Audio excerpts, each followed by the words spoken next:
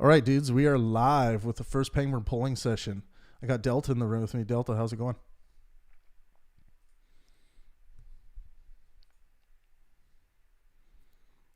Yeah. It's good to get a warm-up session. Yeah. Oh, cool. Yeah. That's a new one. By the way, if anyone wants to do that to any logo they have, go to renderforest.com. Non-spons, but seriously, renderforest.com is a really cool place to animate text for a really low cost. You do not have to spend tens of thousands of dollars on someone to animate your shit. Go there. So we're going to be looking at poll questions today, and then we'll just get everyone's take who happens to come by the room, and we'll look at the data that's being collected, and we have pretty good sample sizes as well for some of these polls. So, and I'm sure the more we do, the more we're going to get. Oh, actually, I should probably. Oh, I want to pull you. I want to make sure you guys are on the screen. Let me add this. Hey, Dalsu, how's it going? Just gonna add Discord. There we go. I'm gonna go like that. We're gonna be talking about Shakespeare. I have a Shakespeare bust right to the right of my head for those of you who can see the screen. If you want to join us, the Discord link is in the description of this video. I'll drop it actually. Let me drop this. Invite people. Edit invite link. Let's go. Never expire. No limit. Generate new link. Copy. Oh, it's hidden. Okay. So now I need to open. Here is the Discord link. So if you haven't taken part in the polling, head over to the YouTube community tab, because there's some interesting information being collected there. I'm just going to minimize this a little bit. Let's go. Then we have our setup for this new polling segment. I'm going to read your guys' comments as well, because there's some really cool comments. Some of you have taken a lot of time, so I want to make sure we talk about that. We haven't heard from Dalsu yet. I don't know if he can speak. He's probably typing in the other chat thing saying, I can't speak. Hey, buenos dias. How's it going, Del? Yeah, I did. So my first one to fuck with the YouTube algorithm a little bit was, who do you think, because I do want to ask these questions as well. People tend to have a very different attitude between, and I think it's emotionally fallacious, but they have a different attitude towards, like, who do you think has a lower IQ versus who do you think has a higher IQ? Guys, I don't think it's like to debate lower IQ. I don't think it's a thing that anyone needs to get bent out of shape about. But so I don't know. But anyways, I asked, I should open up this so I can see the YouTube tab. Okay, good. Make sure you guys drop a like when you get into the room on YouTube, and join us on Discord. I'm just going to close all these other windows. I don't need this shit open. There we go. Okay, cool. I'll put that down there. Sweet.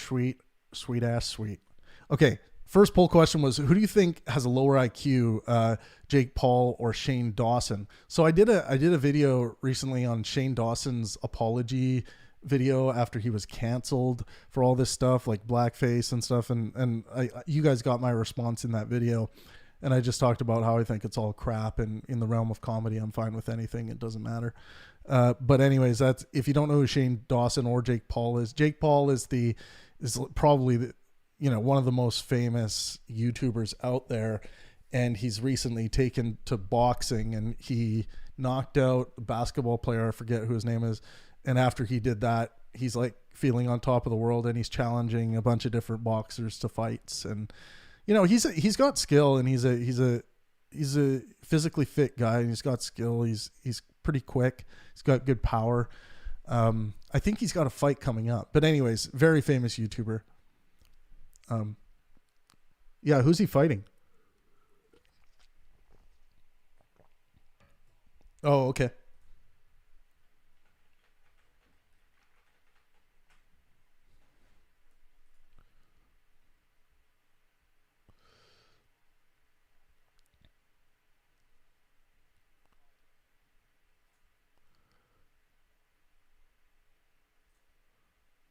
Going up as far as he can because he wants to make money and he understands how clout and all that kind of stuff works, and he's capitalizing on it. Yeah, yeah. Okay, interesting. Um, I didn't have you tapped in to the audio for the first half of that, but we'll just imagine what you said before that.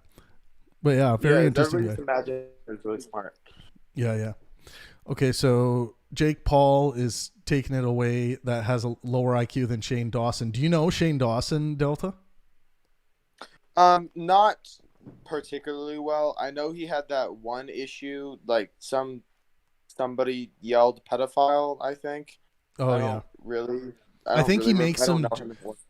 I think he makes some jokes about like some pedophilic jokes, and then people get like completely freaked out about it.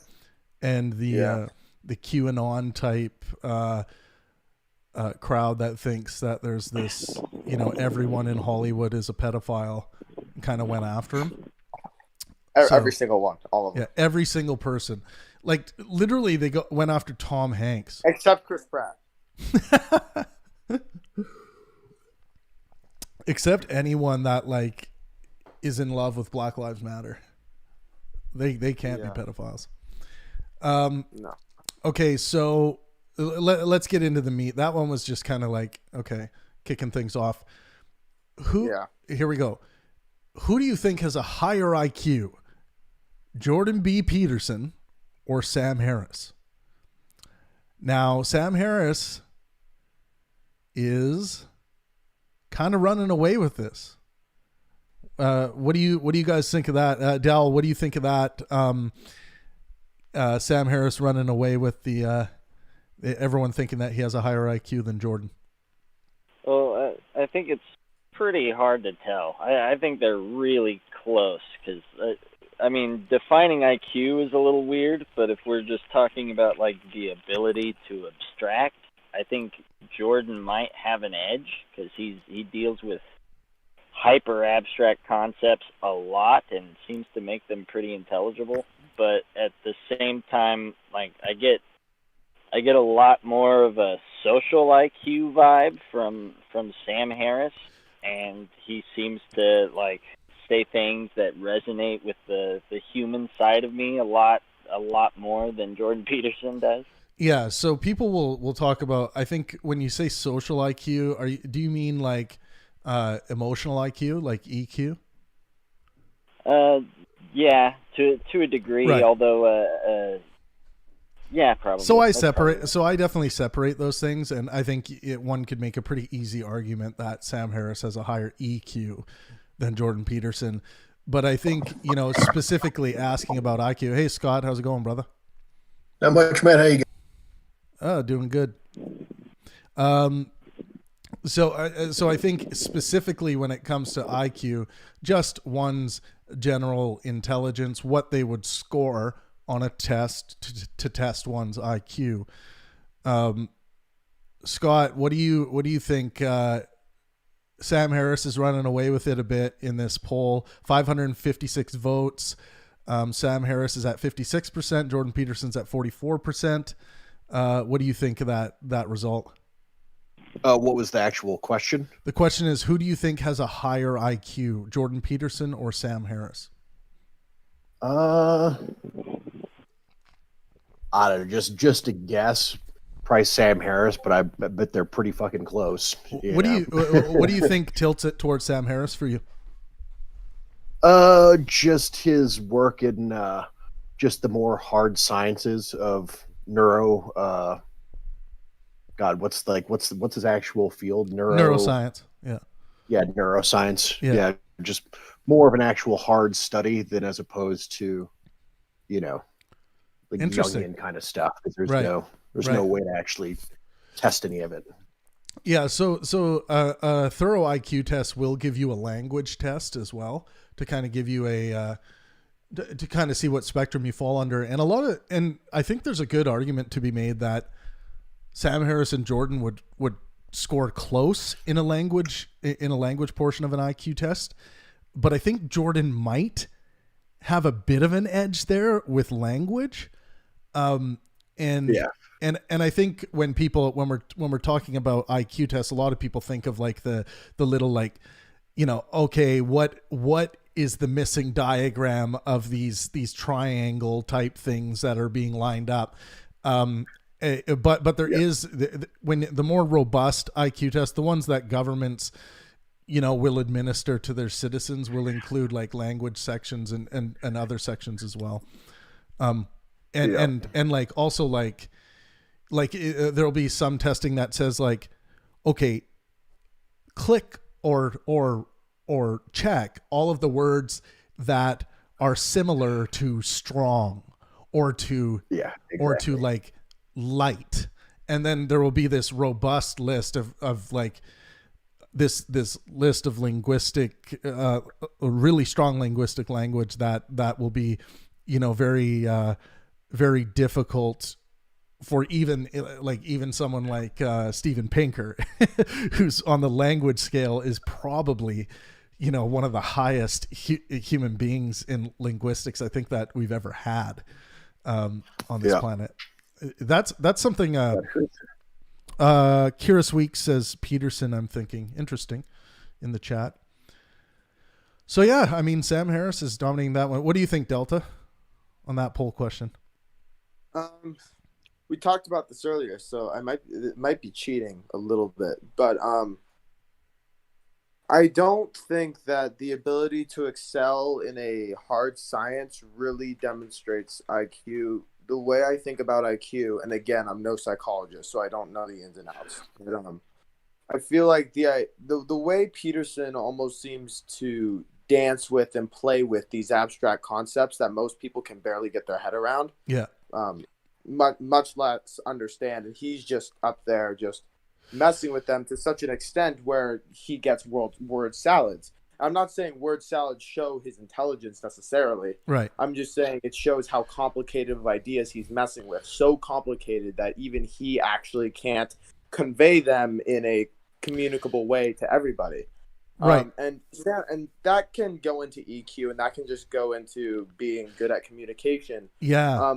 Sam Harris seems smart, and he's a really, really good debater. I've seen him. I watch Charisma on Command. I know he has the good strats, but nothing from him really shouted to me like staggering genius as much as like really, really smart, put together dude. Right. As much as actual like visionary guy. And again, like, I'm not a psychologist. I can't really look at that objectively. My skepticism might be faltering. But just terms of the vibes that I get when I watch the two of them, both smart dudes, but I only see one of them as a real visionary, and that would be interesting. Because you bring up a really good point, and we will get into Shakespeare soon here. But people have a hard time when it comes to giving enough credence to abstract artistic structures being created, not just like stumbled upon because someone else led them there, but literally being created out of essentially nothing, right? And when we get to Shakespeare, we'll get into this a lot more. But that one is less intelligible, I think, to people when they come to the conversation about IQ. It doesn't seem as obvious as, you know, the Stephen Hawking IQ. When you have like, oh, okay, he's talking about like, you know, astrophysics, man, in the quantum realm, and that seems a lot more impressive on an IQ scale than what Shakespeare is doing, but not so fast. And we'll get into that in a bit here. I just want to welcome the Tiger of TSX. How's it going there? It's actually Bruno, by the way. But yeah. Oh, Bruno, how's it going? You must have been in like your Discord sex chat before coming here. Yeah, I was in my sort of investment group Discord thingy. Yeah. Cool. Okay, so the question we're wrestling with first here. There's 556 votes in on the Pangburn poll, and this is the question: who do you think has a higher IQ, Jordan Peterson or Sam Harris? Now, Sam Harris has it by 56% right now. Jordan Peterson, of course, 44%. What do you think? What do I think? Yeah. Who do you think has a higher IQ, Sam Harris or Jordan Peterson? I don't know much about IQs, so I won't be able to tell. But IQ is essentially our best attempt to objectively measure intelligence. So yeah, I like to relate it to the ability to abstract in general. So just dealing with abstract concepts, whether it's mathematics or language, and being able to have an adequate representation of what you're trying to communicate in your own mind. Okay, Joe. Right. So I'll come back to you in just a second, Bruno. We got a comment on YouTube. Joe Schmo says Jordan's smart to get away with spewing BS of preaching God, but not saying whether he believes in God. Whoa. Well, Joe, I think you need to do another reading and listening, because it is hard to pick up when Jordan gets into what he means by God in the metaphorical structure, because it's not what people are used to hearing. There is some originality in Jordan's approach. He is getting a lot from, Jung and Nietzsche and how he thinks and how he approaches things. But some of the ways that he has tuned his God belief into the metaphorical realm is kind of different. It's kind of it's new age for the layman, for sure. He's not the first person to talk about the metaphorical belief in gods, but the way he gets there is quite unique. So I think you and then you say JP is a BS grifter con. Yeah, you need to take some more time to do a more thorough reading. And I'm not saying you might, maybe that's unfair. What I'll say, and I'll come back to the comment section. If you think JP, Jordan Peterson, is a BS grifter con, first tell us in detail why you think he's BS. Like use some examples, and then grifter. Do you guys, what is a grifter? A grifter is a person who just does things for money. Oh, okay. And then a con. Okay. Like somebody. And yeah, grifter and con are pretty similar. Okay. Okay, so yeah, Joe, let's see if you can qualify some of this stuff. But let's go back to Bruno. What do you think?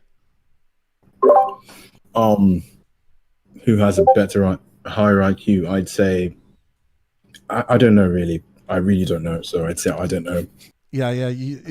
So I know it's tempting to say that, but just throw a name out there. Which one do you just, based on even like let's say a complete lack of information, because that's what these polls are about. They're all about speculation and just because we don't have the actual testing. Okay, so Harris is really good at abstraction, but Jordan is very good at articulation. So and I really like articulate people, so I'd say Jordan. Right. Okay. We gotta vote for Jordan. Hey, I have a friend. And I guess I'll throw my answer out there. I'm gonna say Jordan Peterson, and the reason why I say that is because I don't think Sam Harris conceptualizes. He doesn't. I think he doesn't have a very high, and I'll use this term because, but it's kind of a weird term, like emotional intelligence. But I look at artistic intelligence as kind of a barometer of whether someone is using, the artistic realm to help conceptualize and paint pictures of abstract concepts, the way Shakespeare is incredible at, and Einstein, these Tesla, these guys who thought in very They had a high artistic intelligence. And I think that's when we start seeing differences between, people who have a high IQ, but there is kind of a block when it comes to artistic proclivity. And I'm not sure, and maybe one of you will have an argument against this, but I'm not sure that Sam Harris has a very high level of artistic proclivity. And I think that would probably affect him in the testing if Sam was to get a really robust test. But what do you guys think about that?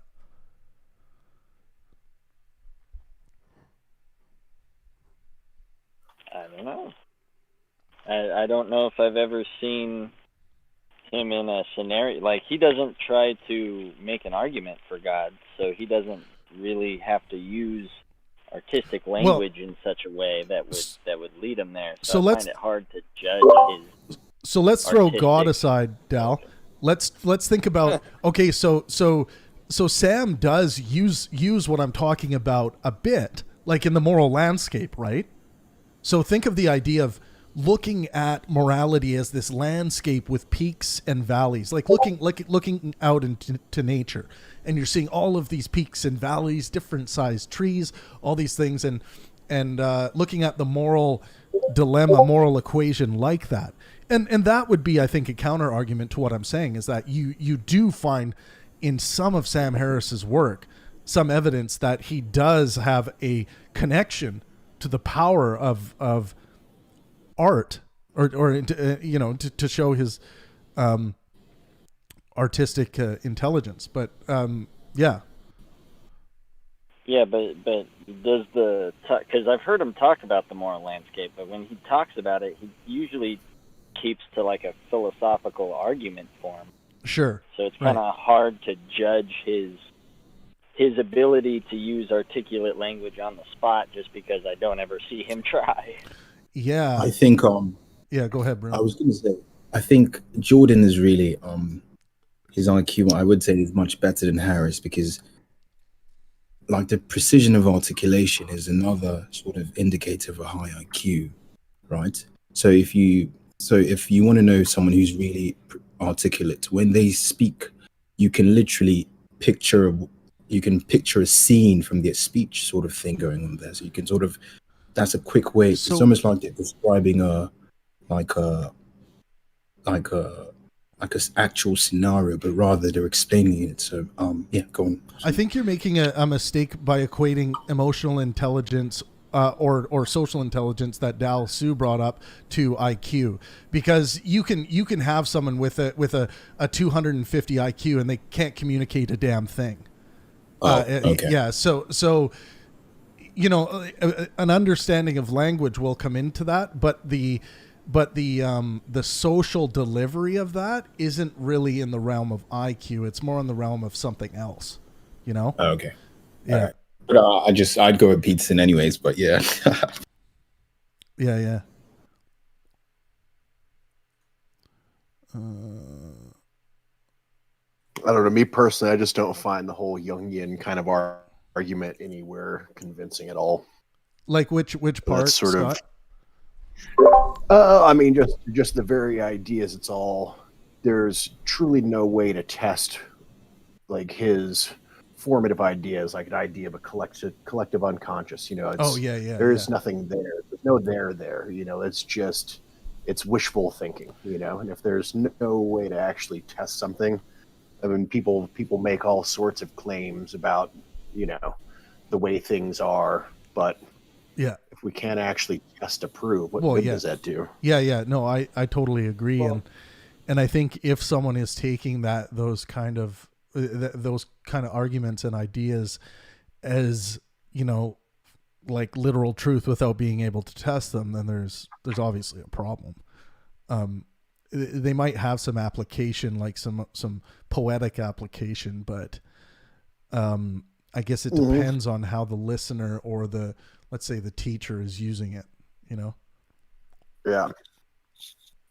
There's also been like the Dillahunty talk. He was very imprecise on a lot of that conversation. There was a lot of dodging and jumping around, definitely. Yeah, well, the time when he's like, "Oh, you can't quit smoking without some sort of like yeah. religious experience." I'm like, "Oh, dude, come on."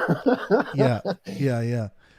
And you know, I've when I watched that, I think it showed that Jordan Peterson has a level of frustration that can overcome his intelligibility.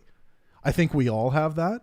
And I guess a question would be, could you I wonder if you could piss off a guy like Einstein enough where he would espouse something really weird like that. In a heavy German accent, just absolutely ranting. Yeah, I tend to agree. I don't know who was just talking, but I guess what I'd say is maybe I think I agree that Peterson hasn't always been pitch perfect in his debates. I found the Dillahunty conversation very frustrating to watch. At one point, he said that like not everything that's true can be reduced to a proposal, and Peterson said that was easy, but we never got an example, which makes me sad. Right. But regardless, I don't think that these are accurate metrics for actual intelligence, though. I think that for actual IQ. I think they're metrics for debate performance, and I think they can be metrics for the validity of somebody's beliefs. Yes. But in terms of actually measuring IQ, whether you think they're right or wrong has very little sway over how high their IQ is. So, and we're getting to one of the reasons why I've started this polling thing with and focusing on IQ, because I think there is a lot of misunderstanding out there of what IQ is. Like a lot of people will think like, you know, a good public speaker, oh, they have a high IQ. It's like, well, no, we're talking about a completely different. We're talking about like a performance art, which is not necessarily going to be an indication of a high IQ. Like a guy like who's a good example? What the hell's his name? Tony Robbins. Let me tell you guys, I am here to make a difference. Stand up with me. You know, I don't think Tony Robbins is operating with a very high IQ, but he's a smart guy. And there's a difference between being a smart guy. Like I think Donald Trump is a smart guy, but I don't think he's I think he's operating with a you know, average intelligence, definitely. I'm sure there's a lot out there that would think, well, why do you think he's a smart guy? No, wait, what are you talking about, dude? Trump's got the highest IQ, the best IQ. I got the best IQ, dude. Believe me. The highest IQ. Just believe him, okay? 100%. Let's get our Couture 94. How's it going there? Good. Yeah. So I saw the poll. Like so it was. So I think it was the logo. It was Jordan Peterson, Sam Harris, Logan Paul. What was the other ones? Okay. Yeah. Let's get your take on this one first, and we're kind of just stepping through all of them. So who do you? Okay. So there's 556 votes in. Who do you think has a higher IQ, Jordan Peterson or Sam Harris? Well, in general intelligence, I think probably Sam Harris because he's onto something more. But as far as like who would do the puzzles and everything, that's just kind of more of an open question. But I kind of would just say Sam Harris. Okay, interesting. Well, you're with the majority on that one. There's 56% in favor of Sam Harris, and then 44% in favor of Jordan Peterson. And like I said, guys, it's supposed to be fun. It's speculation. It's supposed to spark some interesting conversations, and then it's also supposed to bring some awareness to what IQ actually is, because it seems like when most people start talking about IQ, they'll be like, oh, they came up with this great idea, that means they have a higher IQ. And that's not the way IQ works. Now, if the idea, it might make the hair stand up on the back of your neck and say, ooh, we might have something here. If someone conceptualizes something like relativity, right? Then you're like, holy fuck, like the amount of things going on there, the visualization of it, the composition of the mathematics, you have something to look into there for sure. So we got John Happen in the YouTube chat saying, in full caps, Harris isn't even close. Peterson IQ is higher. Boy. Dude, you never see such emphatic support. Whenever I read the comments in the Pangburn videos, usually the emphatic comments usually go the other way. I was expecting something else. Right. That's interesting. Yeah. So I don't know, let me. Yeah, go ahead, Dow. I think Jordan has more diehard fans because Harris's are all meditating. I don't think so, man. I actually think it's the other way around, to be honest. You think so? Yeah, the Sam Harris fan base is Crazy. sometimes blindly crazy, where they're not doing their own thinking. They're getting Sam Harris to do the thinking for them. If you want an example of this, go to Twitter. And I know Twitter's a terrible place anyway, but it's shocking sometimes. Like I'm not saying that Jordan Peterson fans are like that, and maybe I've just experienced. I have different experiences with those fans. I know Jordan has like a diehard following as well, because people kind of view Jordan as their father in a sense. And Like, that's not the same with Sam Harris. They kind of view Sam as kind of like a guru, you know? And there's a different relationship between a guru, how you would have with a guru, and then you would have with your father. Clean your damn room. Yeah. I see problems with both. Like I'm a Sam Harris fan, but I don't really hang out with Sam Harris fans, so I guess I wouldn't know. Right. Yeah. I guess it depends. Like you also got a pretty damn good collection of people in the when it comes to like skepticism. I think it's a pretty good group, because it's not really and here's the thing with Jordan Peterson's group, you're going to get a lot of people who are kind of there because he's kind of he's an intellectual trying to make God work for people who don't want to like be in the realm of anti-science anymore. You know, that makes him kind of really attractive. So you do have the God belief on the one side. Well, Sam Harris is like an actual God belief, though. Like as far as like what I was actually saying about like how like it's just like about you not existing and then that being your interconnection with the universe. Like I think Sam Harris is like onto something more with that, because it's like that's actually measurably true. But Jordan Peterson just seems kind of more ideological to me as far as that. I don't know if he believes in God, though. I don't know. Well, Sam Harris wrestles in. He doesn't believe in God, actually. Yeah. He doesn't have a definitive answer to that question. There's like a video of him going on about. Yeah, Jordan and Sam both aren't God believers, but Jordan's trying to make the God concept work.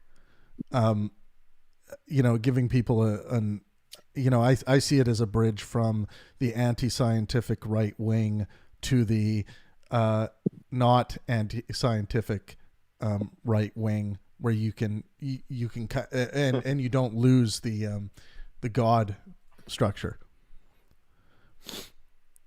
Yeah, in general, I think he's like very Jordan Peterson's like seems like way more ideological to me, kind of, because he kind of talks about like if you're a man, then this is your purpose, and if you're a woman, this is your purpose, and if you're this kind of person, this is your purpose. And it's like everything's in kind of like a box. Kind of seems like I don't think he's kind of like I don't think he says. I think he's less agreeable in his own words. I think he would say he's less agreeable. Oh yeah, he's I think that's. Yeah, man, I would agree. Yeah. And that's why you end up with him. Like that to me describes the part of him that is avoiding saying that there is no God in the way that you are naming God. There's no third party entity. It's if he believes in God being charitable, he believes in like the Plato God, where it's like a conceptual God that's emergent from humanity. It's not some divine creator that lives in the heavens. So Sola says, do you think people actually vote based on who they think is smarter? Well, it's not about who's smarter, right? Let's not equate smartness to IQ, or just who they like more. There is like what do you guys think about that? I suppose there is definitely. Well, IQ is just like puzzle solving. I mean, like I think like IQ, like the when you actually take an IQ test is like totally nonsense because it's just like it's almost like your ability to solve certain type of puzzles that you can just literally get better at. No, so it's like one, it can change, and then two, no, like no. It's not just that. It's much more fine tuned to actually measure your IQ. You can practice and improve the general score that you obtain by a few IQ points, but it's not just puzzle. It's not just puzzle solving. There are language tests in thorough IQ tests. There's a large scope of different things. Memory is also tested in the robust IQ testing. So there's a lot of disciplines that have been worked on for a very long time to give us a general idea of one's intelligence, and it's an indicator. IQ is a pretty strong indicator of success in certain fields, right? So, well, I mean, I would just say, like, though, like, as far as like an understanding of the brain, though, it's like what they're finding pretty much with more and more evidence is that the brain is something kind of like a muscle where like more kind of neurological synapses, when they're connected, they grow based on like how much you do it. So if like someone, doesn't do anything like, stimulating their mind, then they're not gonna like have a quote unquote high IQ, but it's like it's totally dynamic anyway. That's what I'm saying. So it's kind of weird to. It's not totally make it about that because we start getting into youth and neuroplasticity and the loss of neuroplasticity as you age, stuff like that. But your IQ. The younger you are, the more you can raise your IQ, I believe. Man, I'm sorry. Go ahead, Delta. There is neuroplasticity, and you can increase IQ a little bit. You can definitely make it go down, but it's mostly static. Yeah, it's mostly static. And by the time you go through puberty, after you take an IQ test, you might move it like a little bit, but honestly, IQ is pretty static. The only way you're going to move it any direction is down if you want to do anything. So you can improve your points by a small margin. But that margin is a very short window based on your hardware. So, and a lot of people want to believe that IQ is this thing that you can just grow, but it just isn't the case. The science doesn't lend itself to that idea.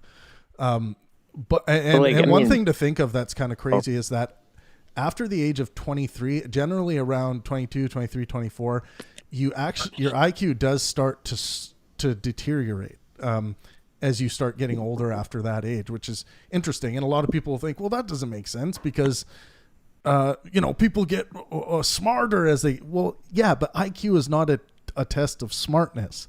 It's a test of your IQ, your intelligence level. Yeah, and a lot of people confuse wisdom as one gets older, which I just think skepticism took over the wisdom label. But as they get older, there's a confusion of as their skeptical foundation gets greater, they'll be like, well, they're way more intelligent than they were before. And it's like, no, the data actually really doesn't show us that.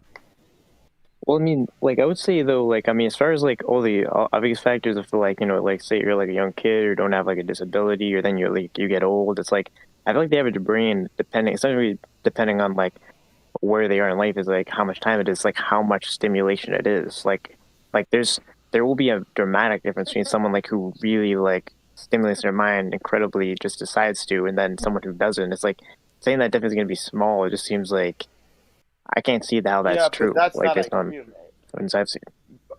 So yes, you can build skill at certain tasks that require mental ability, but again, you have to separate IQ from skill. IQ is the foundation that allows you to build skills easier.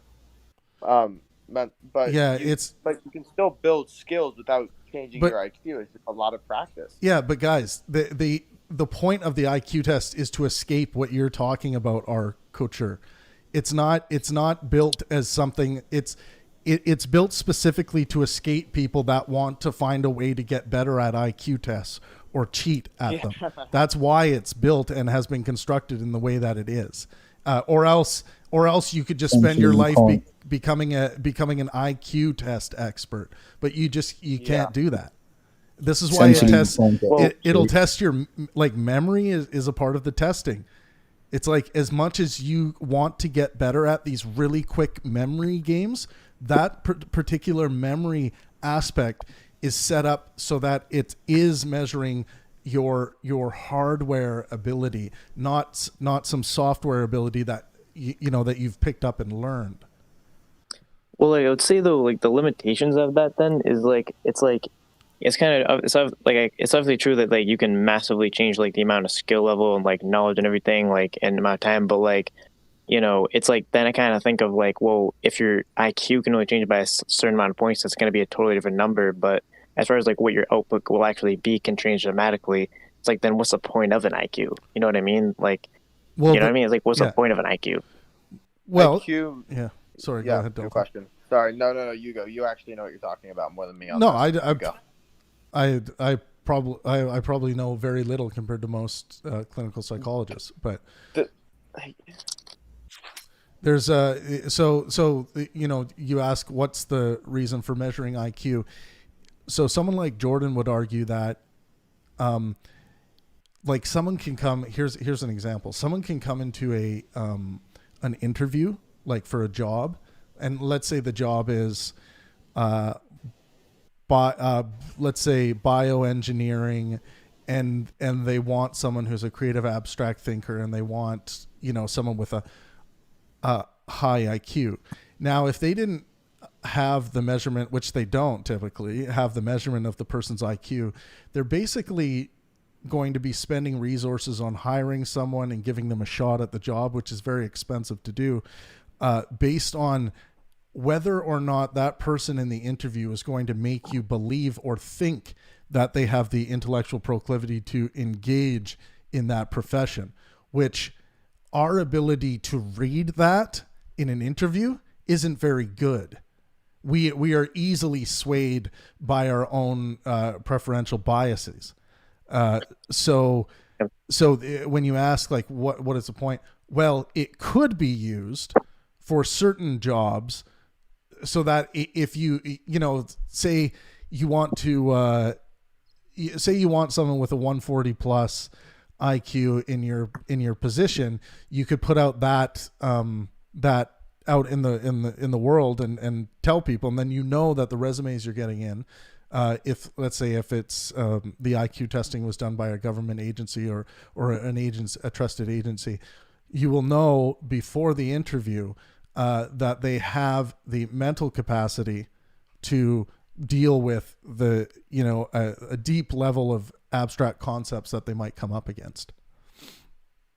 Yeah, but I wouldn't agree that then IQ would actually be a good measure at all for that, because then the measure to understand abstract concepts can be within that output aspect, and you can measure that based on like how they can answer questions and like how they can describe things. They'll be very separate from an IQ test. So I think an IQ test may be indicative of ability to do it. But what if you didn't use your ability, and then you would waste? That's why you still do the interview though.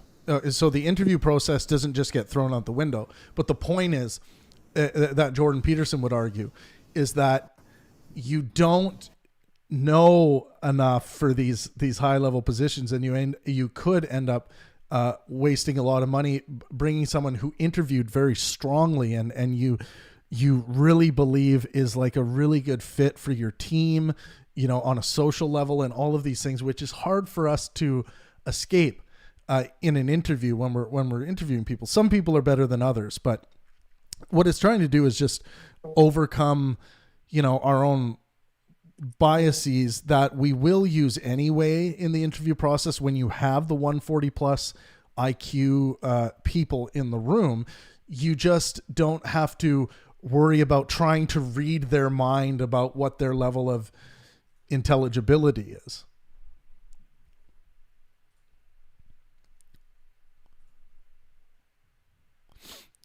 There's a comment on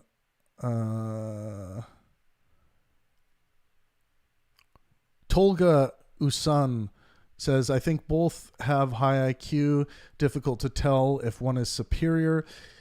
It is just that when Jordan defends a flawed position because of his desire, it doesn't necessarily mean that he doesn't understand that his position is flawed. That's a good point, right? You may find yourself, you can still find yourself in bad ideas if you are of a high intellect. We see it all through history. Like Nikola Tesla had some very strange ideas, right? Birds. Right. Okay, so we're going through the poll questions that we've been posting recently on YouTube. And the one we're wrestling with right now is there's been 556 votes. Who do you think has a higher IQ, Jordan Peterson or Sam Harris? Yeah, and I actually did answer this question when it was a poll question. And it's hard to say, and I guess I really didn't answer it properly when I did, because IQ is so hard to assess that it can take into account so many different variables. Who knows who's really more intelligent?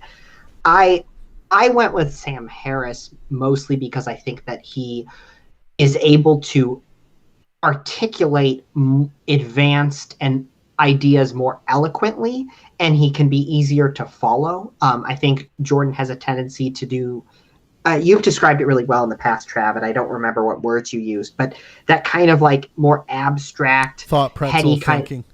Yes, the thought pretzel that I think makes it very hard. So to him, he's very high IQ, but to the rest of us, he can seem a lot more obscured because of his thought pretzel. If he could phrase it the more like Sam Harris can, maybe he would be significantly above and beyond. I don't know. So my question to you, Alex, when I hear that, isn't what you're talking about more a measure of smartness as opposed to IQ?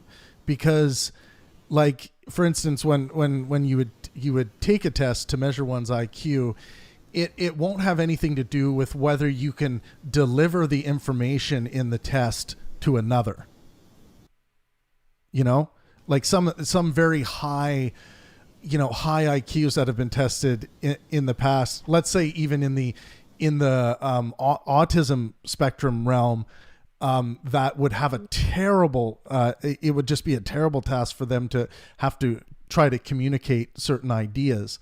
What do you think about that? Trav just called Peterson autistic. Confirmed.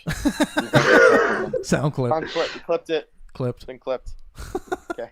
Sorry, I'm just kidding. So, and maybe I'm reinterpreting what you said a little bit in saying this, though that's not my intent, is I think part of intelligence, and could be what you're calling smartness, I think part of that is being able to harness the knowledge that you have and know what to do with it. And for example, honestly, to whoever made the autistic point, it's kind of true in a certain sense that you might have all the knowledge for a test, but if you can't regurgitate it properly, you will fail that test. Because if you can't get the knowledge out of your skull, what use to it is it to anyone but you? Sorry. Oh, no, you're fine.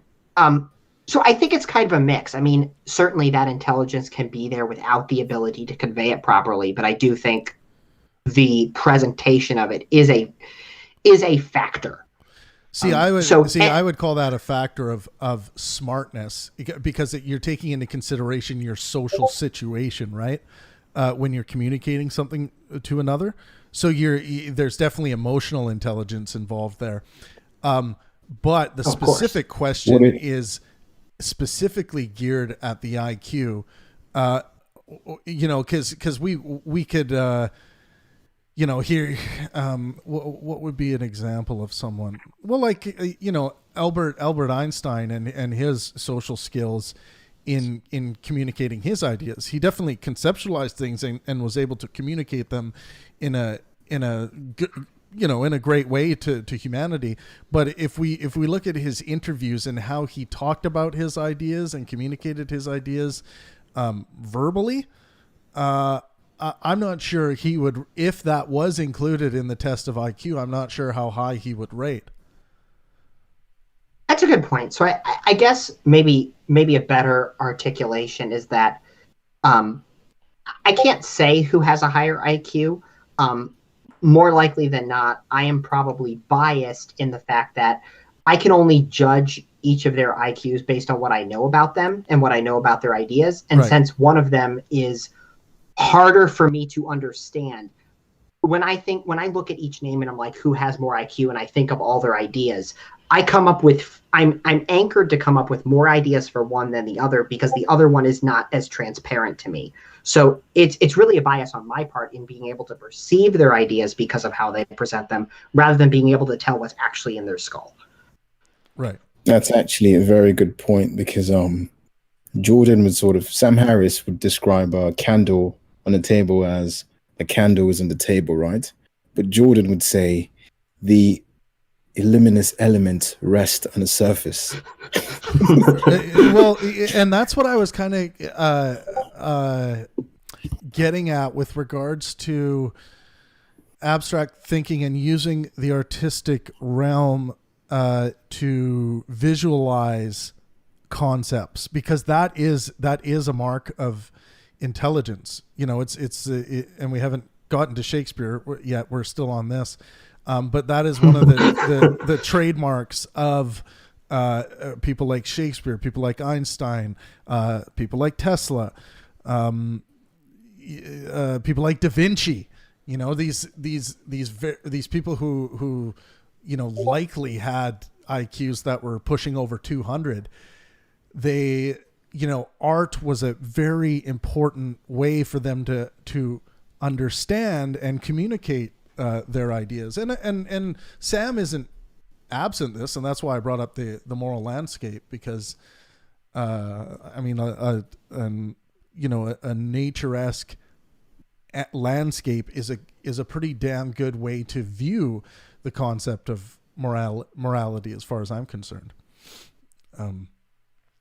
But yeah, let's move on to another poll question here.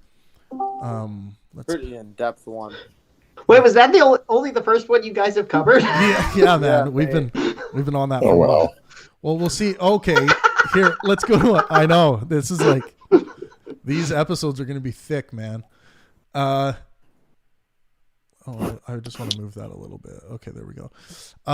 Okay, this one's kind of hilarious, but like incredibly close after 580 votes. Who do you think has a higher IQ? Donald Trump or Joe Biden? Look, I'm surprised. Obviously, you know, there's going to be a lot of politicization. I actually think that'd be a tie. I don't know. Well, it's 52% Donald Trump, 48% Joe Biden. are we talking modern day or like in their prime? Well, I didn't. Yeah, give that anyone, was my question. Yeah, so I was okay. thinking when I first posed this question, I was going to say in their prime. I literally had that written, but I thought it would be interesting to see how people took this, and if people just started going Trump 2024, you know, and see if it turned into that in the comment section. I was thinking today, and I don't think that's a contest. Oh, okay, interesting. So No, but yeah, if you're saying in their prime, I think it's more of a toss up. But today, I mean, honestly, like, I'm not a doctor. Let's put that out there. I'm not a doctor, but the way Joe Biden acts, my grandfather has Parkinson's, and they look somewhat similar in the way they act. But what about the claims, Delta, just to throw that same analysis level to Donald Trump? What about the people that come to the conclusion that Donald Trump's got something weird going on in his brain, the way he's communicating, and like, you know, it's just like full sentences. Do you know what I think? You know, yeah. What do you think, Bruno? I think you can't really well, it's an IQ thing, so I suppose you're using IQ. If you said smarter, I'd say Trump, but IQ, I don't know. But the thing with Trump is, I think his ego sort of gets in the way, and he sort of does some stupid things. You know what I mean? So I think that would definitely be, if the question was, who do you think is smarter, Donald Trump or Joe Biden? It's interesting when you look at how they've both maneuvered themselves into the Oval Office. You can't sit there and discount that Joe Biden hasn't played the political game in a very smart way. Yeah. I mean, he's very politically ineffective. Sorry? He's very ineffective. I agree about everything. Joe Biden. Yeah. Okay. So and then if we let's think about them in their prime for a bit. What is there anything to lead us? Is there anything to make us think that either Joe Biden or Donald Trump are operating with an above average IQ, or are they kind of average guys who have who have been very smart in how they've played the political game? I think smartness is what characterizes it, honestly, more than IQ for sure. More than IQ, yeah. I mean, Trump turned himself into a television celebrity, and Biden has been living as a off taxpayer dime since he was 30. So both of them are smart, I would say, in that respect. Well, and Joe Biden is a lawyer too, right? Oh, is he? Really? Isn't he? I'm pretty sure. I don't know. He's a public defender. You'd forget lots of cases if he were. Yeah, he was. He went to law school in New York City. I'm pretty sure. Yeah, he is. Oh, he's Syracuse. the first. Sorry, Syracuse. He's the first lawyer president with a JD from the 214 century. Okay, yes. Wait, but Obama was a lawyer, though. Obama was a lawyer. Obama too. was a constitutional lawyer. Yeah, yeah, interesting. Where's a lawyer? How's it going, Bruce? Hey, how's it going, eh? Hey, how's it going out there, eh? So you missed. I want to get Bruce's take on the last poll question, even though we spent 14 hours on it. But who do you think has a higher IQ, Jordan Peterson or Sam Harris? Higher IQ. Not smarter, but actually, if they were to have it tested. While Bruce is thinking, I will say, I think it's. Yeah. Oh, go ahead. Yeah. I was just going to say, Jordan Peterson has claimed in a video. I'm not sure Sam Harris has ever made a claim about his IQ being tested, but Jordan Peterson did claim that when he was younger, he was tested and he was 150 plus, which that's what I was going to say. That's very high. That's very high. Yeah, I think that he's unfortunately they're apart in age at this point. So yeah, I think if you have to compare them both in their prime, the claim is Jordan Peterson is higher. I would believe that too, actually. Yeah, that's kind of where I came to, but for me, I think it's a detriment actually, because you can see some of his social awkward serious problems. Man. Yeah, which tend to come along with a really high IQ. And look, let me tell you that a brain that is functioning and doing more work at that level, that does not equate to better well-being or anything like that. It's simply a measure of, if you want to call it the computability or the computer in your head. That's what the IQ tests are there to measure. That doesn't measure outcomes. That's true. Right. But yeah, one thing we all have computers that are largely in our pockets. If people have cell phones, that are probably the most advanced thing in the past decade, as far as computational power is concerned, and most people are using it to consume anime porn. So that's what. Speak for yourself. What we're doing with that. It's funny that Bruce. Let's delve into the psychology of Bruce. Why did he go to anime porn? No, so yeah, right. Weebs. So AS on YouTube says, so with a 150 IQ, he could have been a nuclear physicist, right? You don't have to be a nuclear physicist to have. You don't have to have a 150 IQ to be a nuclear physicist. A lot of people think that being a physicist means that you have to have a high IQ. Not necessarily. There's a Jordan lot of, actually mentioned on one of these interviews that he's terrible at math. I think he mentioned that one of these interviews. Yeah, and also another thing with mathematics. Mathematics isn't a measure of your IQ. It just isn't. There's a reason why we're not throwing math problems in. Now one thing is that if someone with a higher IQ is able to apply themselves to mathematics, you're likely going to have someone who can master these concepts at a faster rate. That's what a higher IQ will do. But also you have to take into consideration, sometimes someone with a very high IQ will be overwhelmed by social circumstances and they'll find themselves sitting in a bar drinking themselves to death. It doesn't mean that you're going to become this great human. It just doesn't mean that. Actually, they don't find that like a high IQ has a correlation with bad social skills or anything. Actually, from what I heard. Well, you can be. I think it does actually. You can be socially successful with a high IQ. Sam Harris would be an There's even a example of correlation. this. But if you look at Sam Harris too, Sam Harris does not do well when he comes under fire for something. Like if there's a reason why he quit Twitter for a long time, or uses Twitter like hardly ever now, but he used to use it a lot. But I remember when I was working with Sam, he literally, it came to a point where he had to delete it off his phone because if someone was saying something about him that was like untrue, he'd be like, oh my God, why is this? And it's literally a person with like 5,000 followers. And then people close to Sam would be like, why are you even spending time on this? Well, they're telling lies and then other people are going to believe it. And it's like, no, dude, you don't. That's just get off it. To be fair, they both exhibit that problem with like social norms. Yep.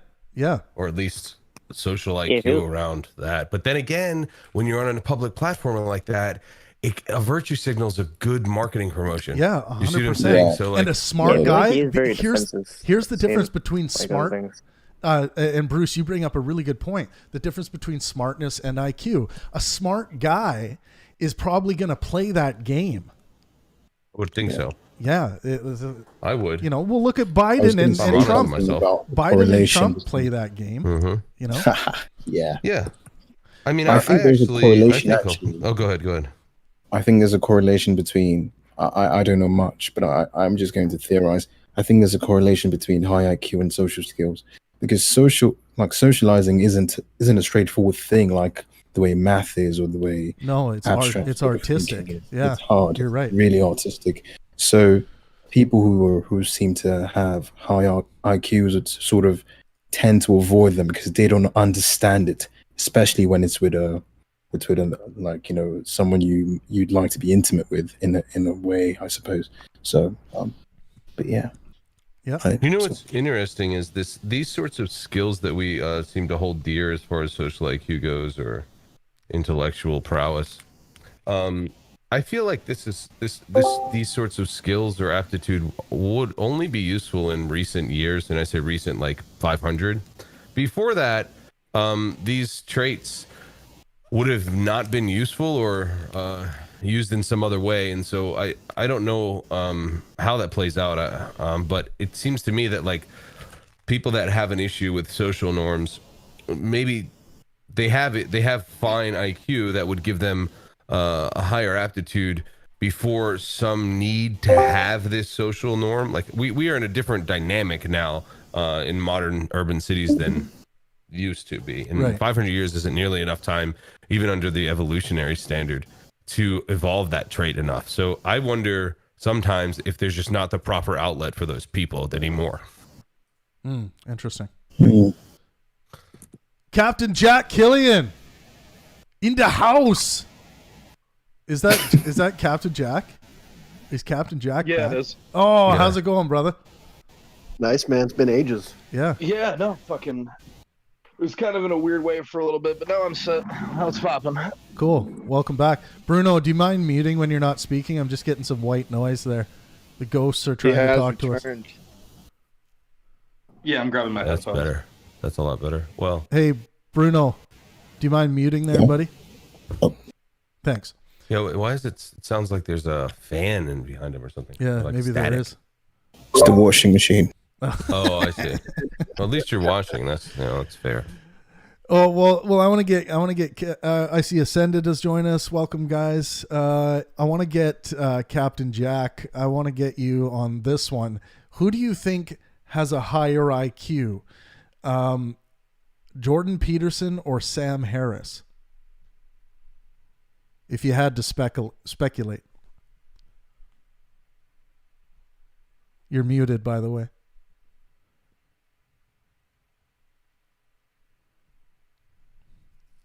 Yeah, so just speculatively, I'd have to think about it for a second, but I'd say, okay, so this is an IQ, not just a form of intelligence. Like if they sat down and did an IQ test. Okay. Yeah. And if you want to take some time, take a bit of time. Yeah, give me a second. Yeah. I'm gonna think about that. So I remember specifically seeing the video with Jordan Peterson when he was talking about his IQ and how he dealt with that, and I think he correlated it to like struggles in his life somehow. Yeah. I could be wrong, but I have to look at it again. But yeah, and he's had a lot of that, man. A lot. Dude, say what you want. If he were just a dude that people didn't get pissed at about some political stuff, they'd truly be sorry for him. It's a really rough scenario. Dude. So I haven't connected with someone as much as I have like spending time with Jordan. He like something about the way he struggles with the emergent qualities of his mind. Like I definitely feel that, man. Like when it comes to like clinical depression and how, you know, at times it can feel like it's just like eating you to death. Like you know, the idea of this like impending doom is it's knocking at your door. I totally get that, man. And he's gone through some weird diets and stuff to try and discover new ways to deal with it, when really I think Jordan should just be on, you know, strong antidepressants and marijuana, honestly. I don't know how many times I've talked to Jordan and been like, dude, even if you take it, you know, for your digestive system, I think you are going to feel more dense than you could be, but fuck, you're going to survive, man. And then, you know, Jordan, with the attractiveness of the benzodiazepine to someone that has a hyperactive mind, that it's just running at 2,000%, the benzodiazepine, and I'll do the sound and motion for everyone. When I had my first benzodiazepine, when I was being basically assaulted by panic disorder, in a way where anyone who knows anything about panic disorder, when you're in a panic attack, it feels like you're having a heart attack and you're about to die.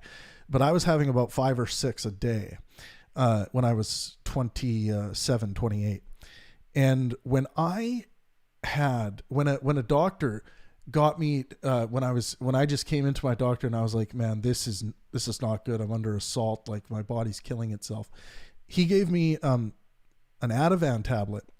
And this was the first time I had ever tried anything like this, because he wanted to give me the quick fix while we could build a longer term goal and structure.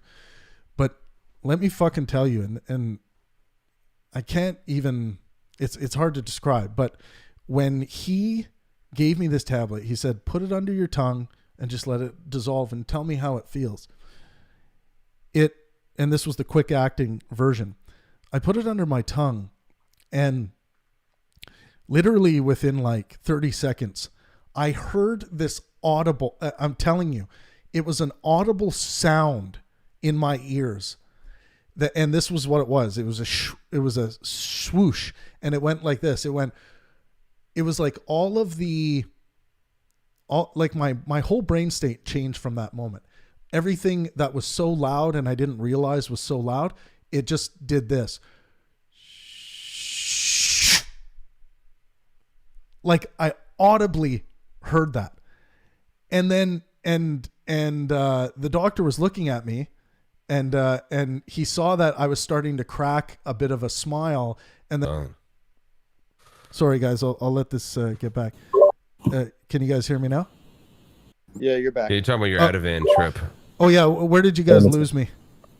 You said you felt as soon as the doctor looked at you. The doctor Okay. looked at you and said something. Yeah, as soon as the doctor looked.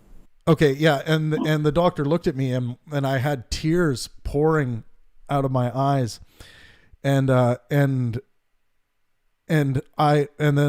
he's like, so talk to me, tell me what's going on. I was like, I lost all of my thoughts, like I lost all my thinking, and he's like, well, he was like, choose something to think about, and I started like, okay, I'll think about my mom, I'll think about my spouse at the time, I'll think about, whatever. It was the first time, I think, in my life that I was able to think of one thing at a time.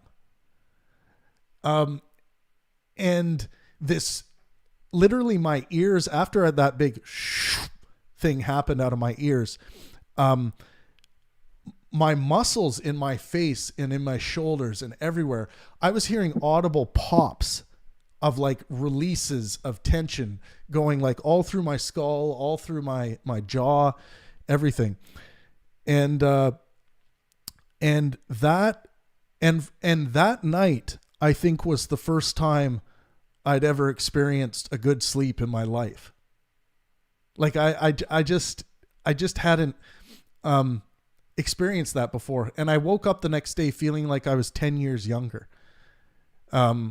So when people look at someone like Jordan and they say, oh yeah, benzo boy, addicted to benzos and things, take a little time to understand that when someone who is operating with a very hyperactive mind and they take a benzodiazepine and it gives them, it allows them to experience wellness where most of their life they may have not realized that they're in a constant war that they're losing.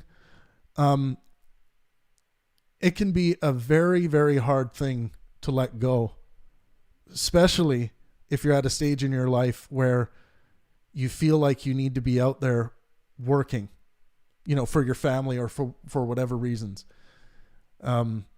It's not as easy as you might think, sitting from your armchair with a mentally healthy mind.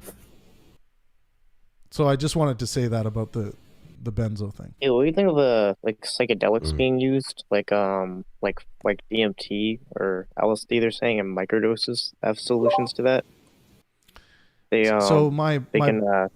there's a company our culture called MindMed that a few friends of mine have dumped money into, which I think are decent investments.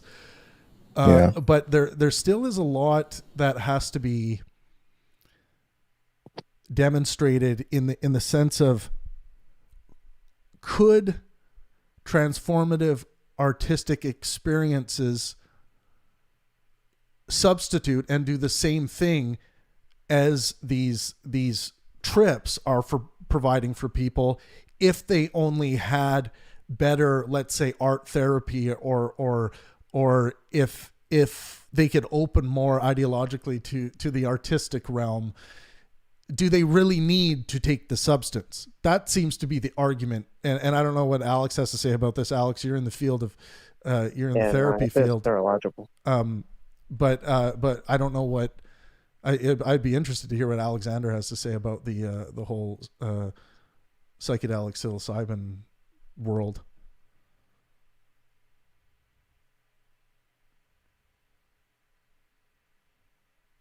If you're there, I'm not getting you. Is it I was thinking, finally thought about it. I think Jordan probably has a higher IQ than Sam Harris.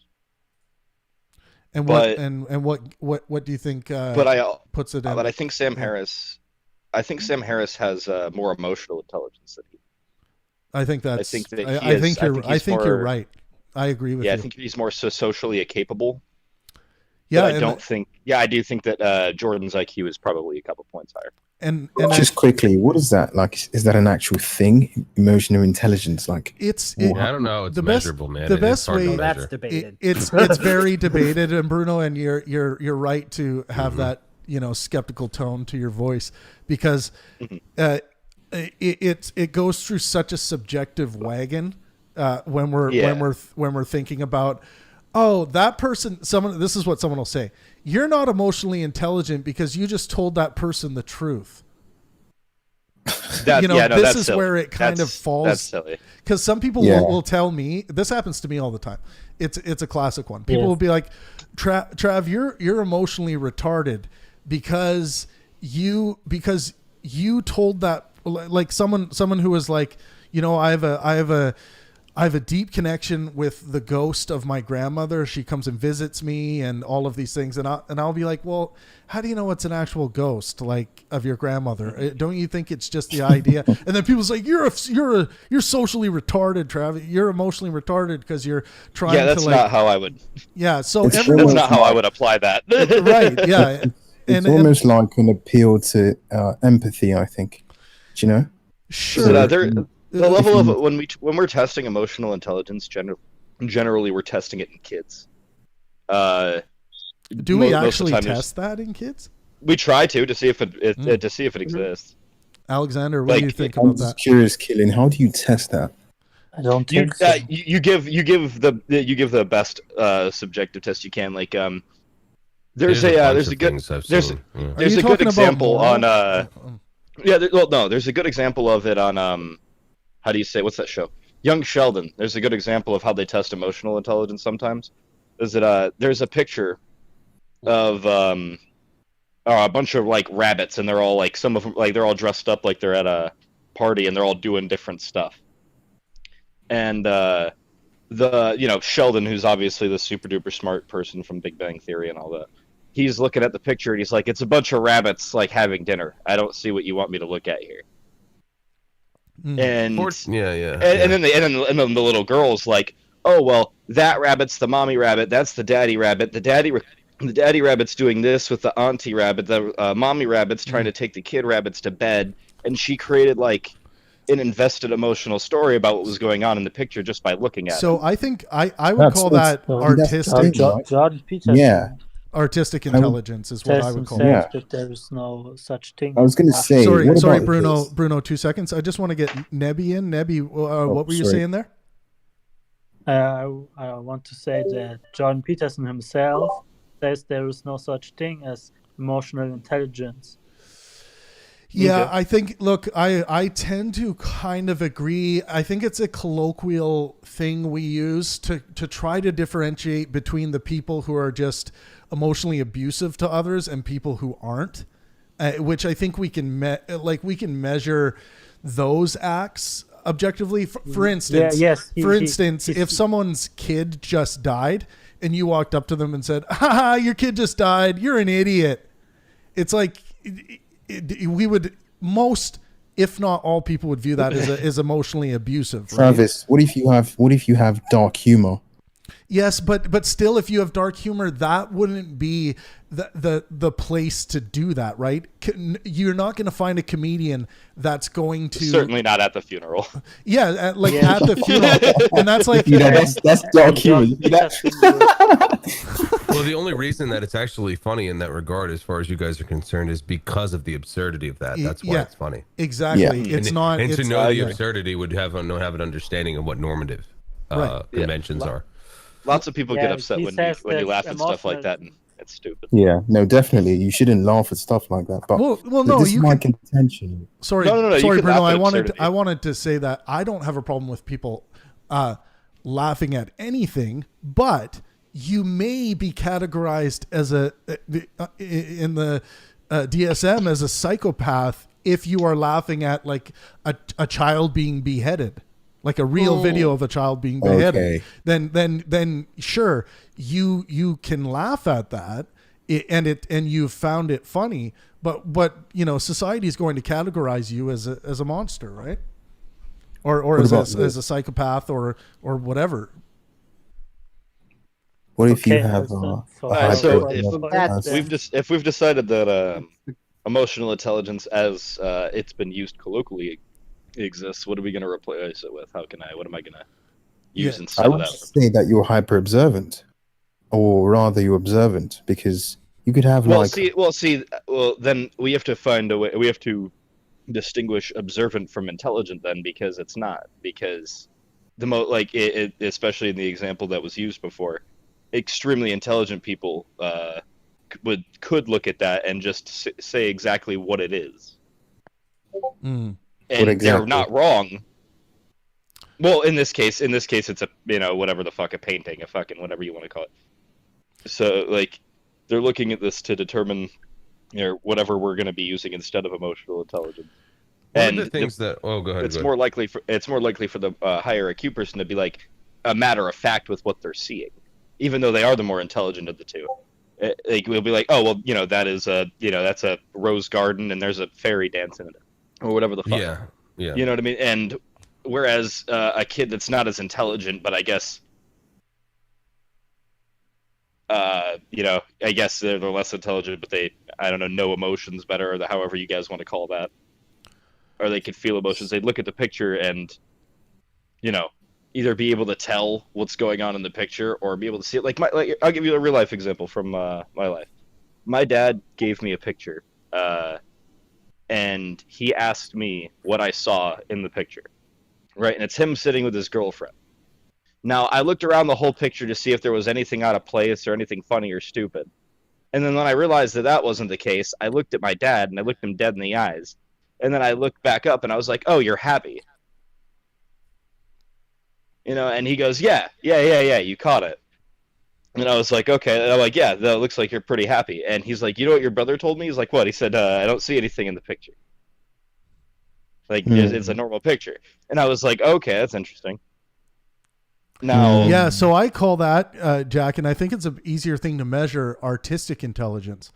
And I think it takes away because it's accepting that art is subjective, but we can set up situations like if you tell someone, what does this pen mean to you artistically? And then if someone's like, well, I don't understand the question, I don't have anywhere to go with that. Right. As opposed to someone who can give you a very long, drawn out description of, well, it makes me think of like the smooth edge of the new Tesla Motors truck. Like that's what it kind of reminds me of. And then I also think now that I think of Tesla, if you turn it up like this, one of their rockets, and then the shooting rocket, and then it also brings me to like the journey that this pen took, and it went on this journey with this famous. We're quite good at this, Trav. Yeah, there was also a paperclip, and it was his best friend. Right. Yeah. Exactly. I think I was going to say there is a difference between artistic intelligence and creativity, and there is also, John Peter says that he defines it like that. He says there's IQ and then there are personalities, and there are different personalities like creativity, and creativity does he follow the Myers-Briggs? Yeah, Peterson wouldn't follow the Myers-Briggs. He might use it to actually discredit it. Yeah, but he doesn't use it to analyze. Yeah, Nebby. I really want to touch Killian's on. Just I want to just touch on what Nebby was saying. Then Bruno, you can go. Yeah, Nebby, you're right. How Jordan, how we can test personality, right? And getting if they're based on generalizations, give definitive answers of, oh, okay, this person scored low in agreeableness but high in conscientiousness. These are good ways to kind of categorize people and maybe give you some insight as to who you are. And IQ test is a way to do that too. an IQ test doesn't mean like if you score on an average IQ list, it doesn't mean that you're going to do average things in your life. And people shouldn't think that. They shouldn't be, whatever their IQ is, that's just what it is. And same goes for your personality traits. Understanding, I think it's Alex, it's what are the 5? Conscientiousness. Big 5. Ocean is how you can remember. Yeah, it. Ocean. Right. Openness to experience, conscientiousness. Neuroticism. Neuroticism. There's the E one. What's the E one? Agreeableness and extroversion. Yeah, extroversion and agreeableness. Yeah. So those ones. Yeah, and I think those are pretty good measuring tools. And to come up with a system that's going to give you the absolute certain answer to what you are, I think is a fool's game. But the IQ will give you the IQ, and then this personality. Well, one of the things I find that's most difficult to take as an authority with a lot of emotional intelligence questionnaires or studies is a large portion of them are done through self-assessment, and so they now what people try to do to justify it is they do meta-analysis and find internal consistency inside of the studies. But this still shows quite a bit of room for error as far as objective standards are concerned for that. Because it's not identified like an IQ test would be so clearly measured. It's just too hard to say that somebody isn't emotionally intelligent objectively. Yeah, I think one thing about the self-assessment, what I hope it does is lead people to self-authoring, which I think is very, very helpful to the individual as far as, I would say in pursuing greater amounts of well-being. I highly suggest people check out Jordan Peterson's self-authoring suite, by the way. I think it's... Yeah, self-authoring and future authoring are cool. Yeah. I would say that if you have the introspective or the intelligence to be led to self-authoring after doing a self-assessment, then you probably are ahead of the game anyway. 100%. 100%. I agree. Mm-hmm. I wanted to... Bruno, yeah, you had something that you wanted to jump on? Just quickly, I just wanted to ask Killian. So, do you think because you observed your father's emotional state in the past and in the present, you think that constitutes emotional intelligence? Because I think I've never drawn that together. I thought that I just in that case I'm just like more observant than my brother is what I got. Yeah, I would say that. I don't know. I just don't understand the concept of emotional intelligence. But yeah, I dropped the topic now. Yeah, I think Bruno. It was like the wedding thing. Like, you know what I mean? Like, you're not like you might be pissed off at somebody, but everybody's having a wedding, and you're not going to beat the shit out of them at the wedding. Why? Because it'll ruin everybody's time. You know what I think is happening when people talk about emotional intelligence? They're just talking about morality, as far as I'm concerned. They're just I think so as well. Like one person's gonna find one thing moral, and the other person won't. For instance, like I brought up about like the person talking to their ghost aunt or grandmother who comes and visits them, and they have conversations with them. And I'm like, yeah, but don't you think that's just happening in your head, like in your imagination? And I'm not trying to say that what's happening in your imagination isn't important to you, but I don't. It doesn't sound like to me that that's actually happening in reality. And then someone comes along and says that makes you emotionally retarded, when I think what they're really saying is that is an immoral thing for you to say. Here's what I think is happening a lot. See, I think honestly, for me, it's really situational. Yeah, like, there's a lot of times that you totally.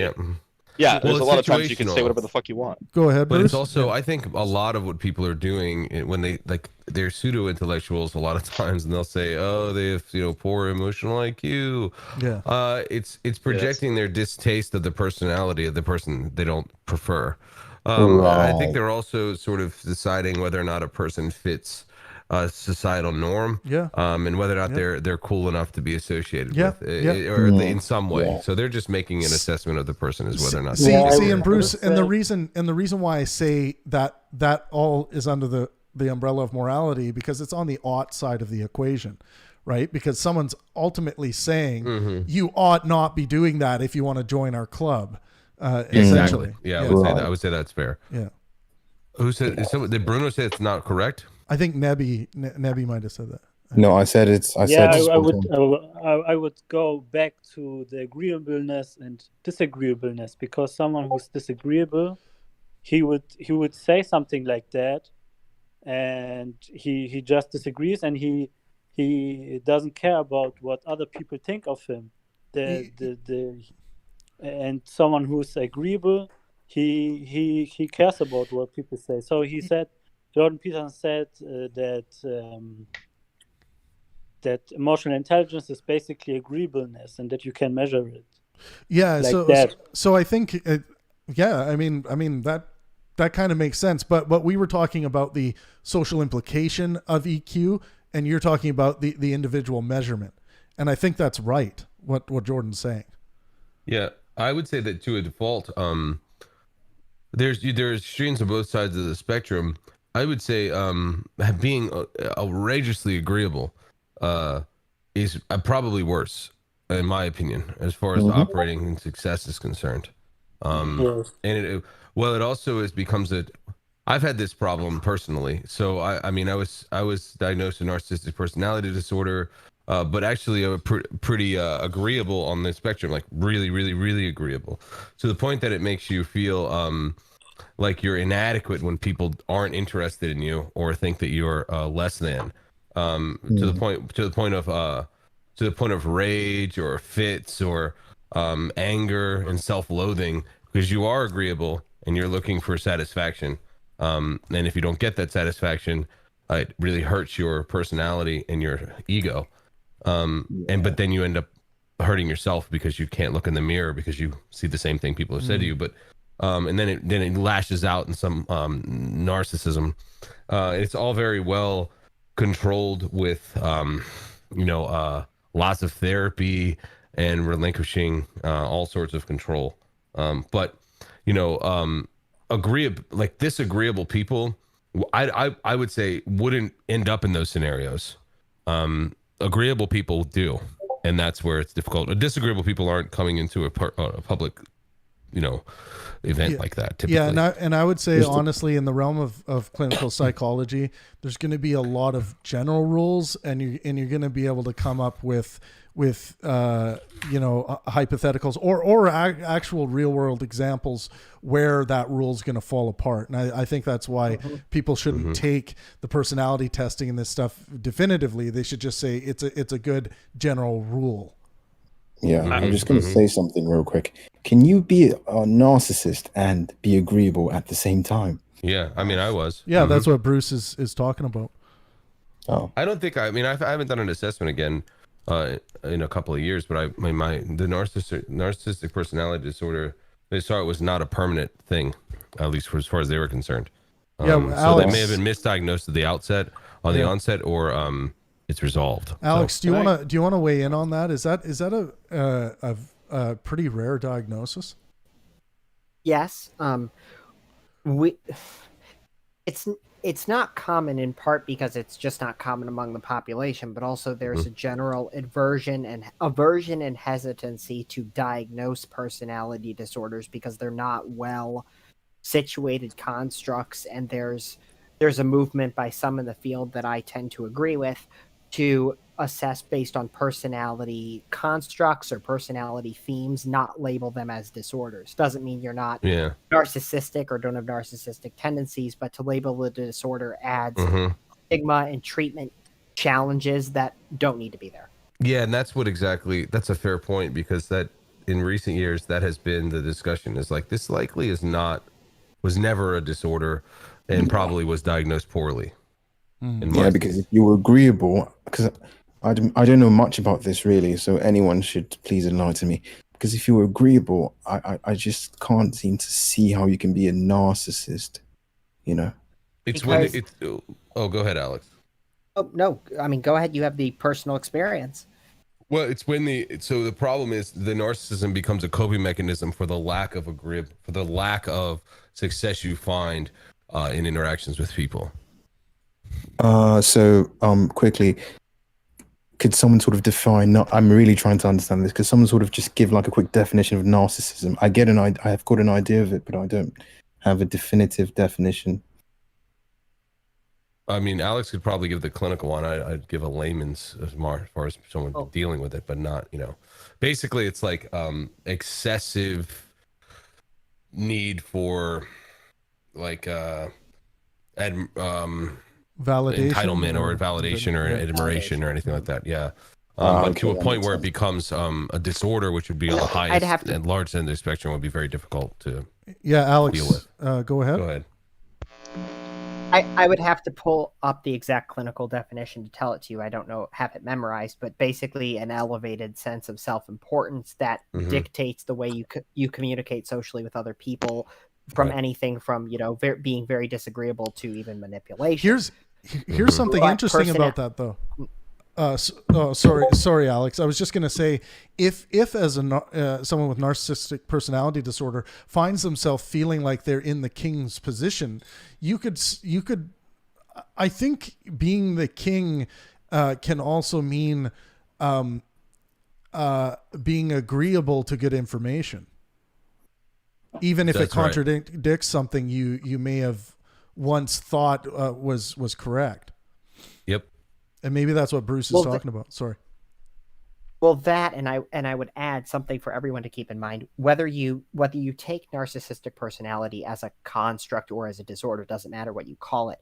That does not mean a person with that is living every single moment of every single day in a highly narcissistic state. Yes, you can have 100 million infinite other personality constructs that you display at other periods of time. Mm-hmm. So, and some people are better at compartmentalizing than others, and some people tend to adjust based on their audience. All sorts of things. It's actually it's a very useful skill when it comes to achieving success in some facets of life, which at least I would say it worked for me. Worked really well for me.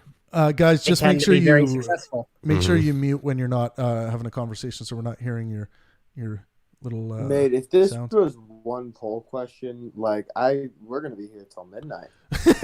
well, we won't do them all. Actually, we're doing pretty good. I wanted to jump to, since we are on the subject of Jordan Peterson.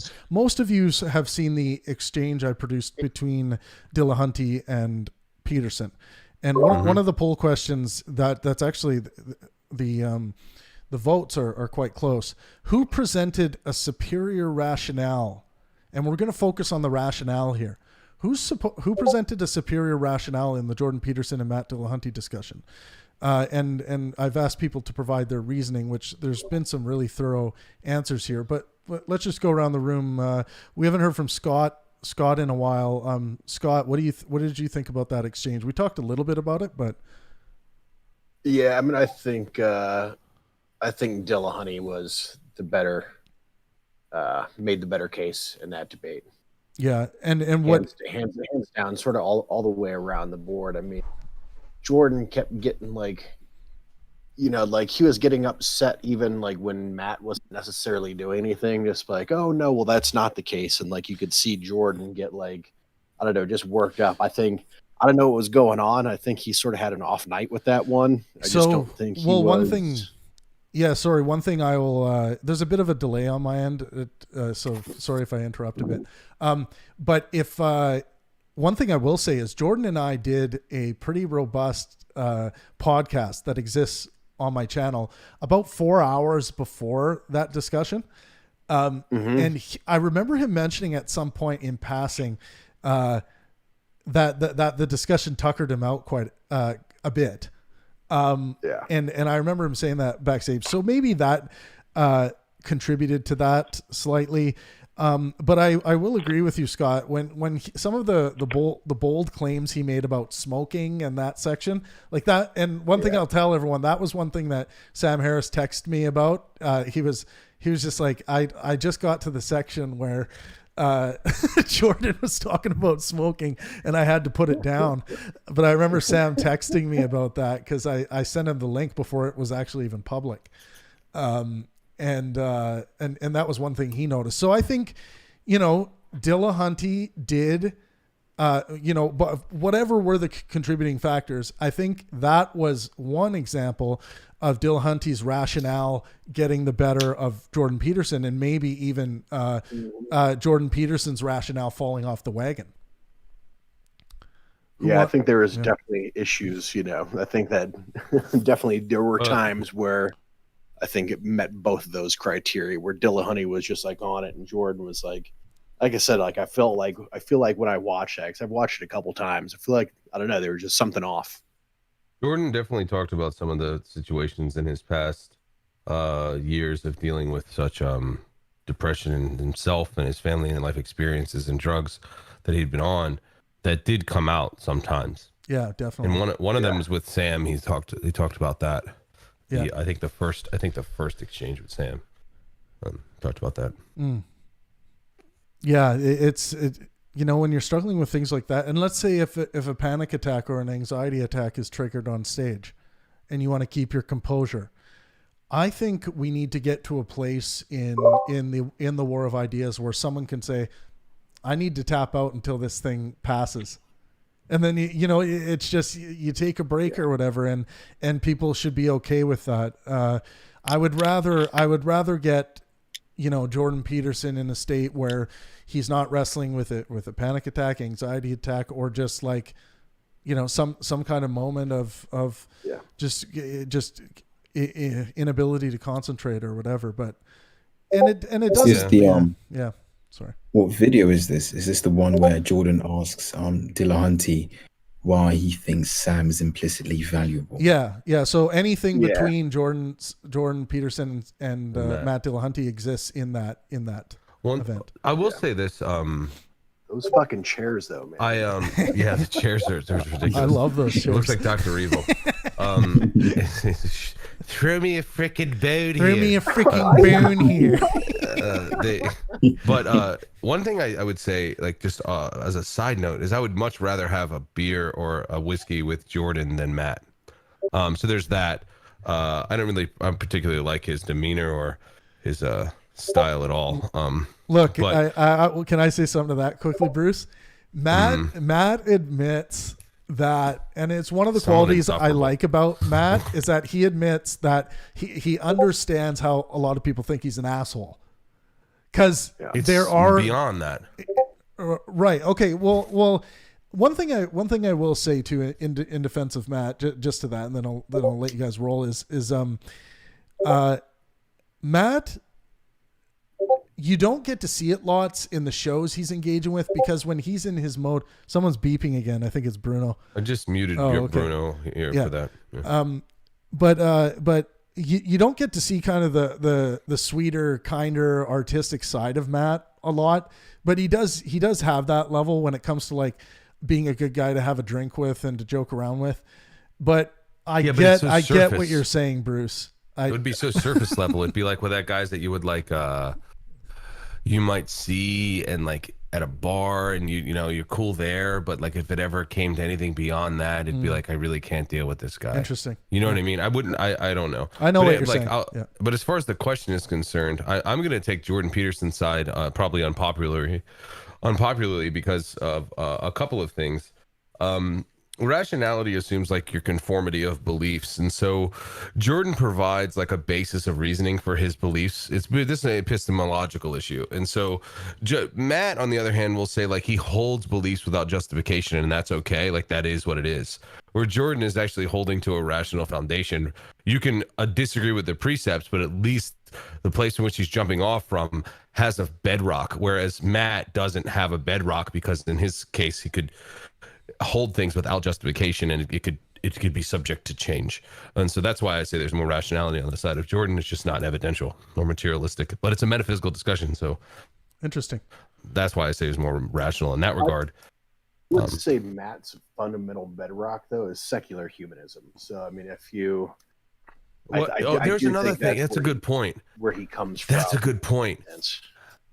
He is like, maybe they're talking past each other a tad, but Matt was somewhat autistic in the exchange, because he tries to tell Jordan he has no idea what secular humanism means, but he doesn't understand that Jordan and most of the world, when they talk about secularism, they have a certain set of things in mind, and Matt never defined secular humanism.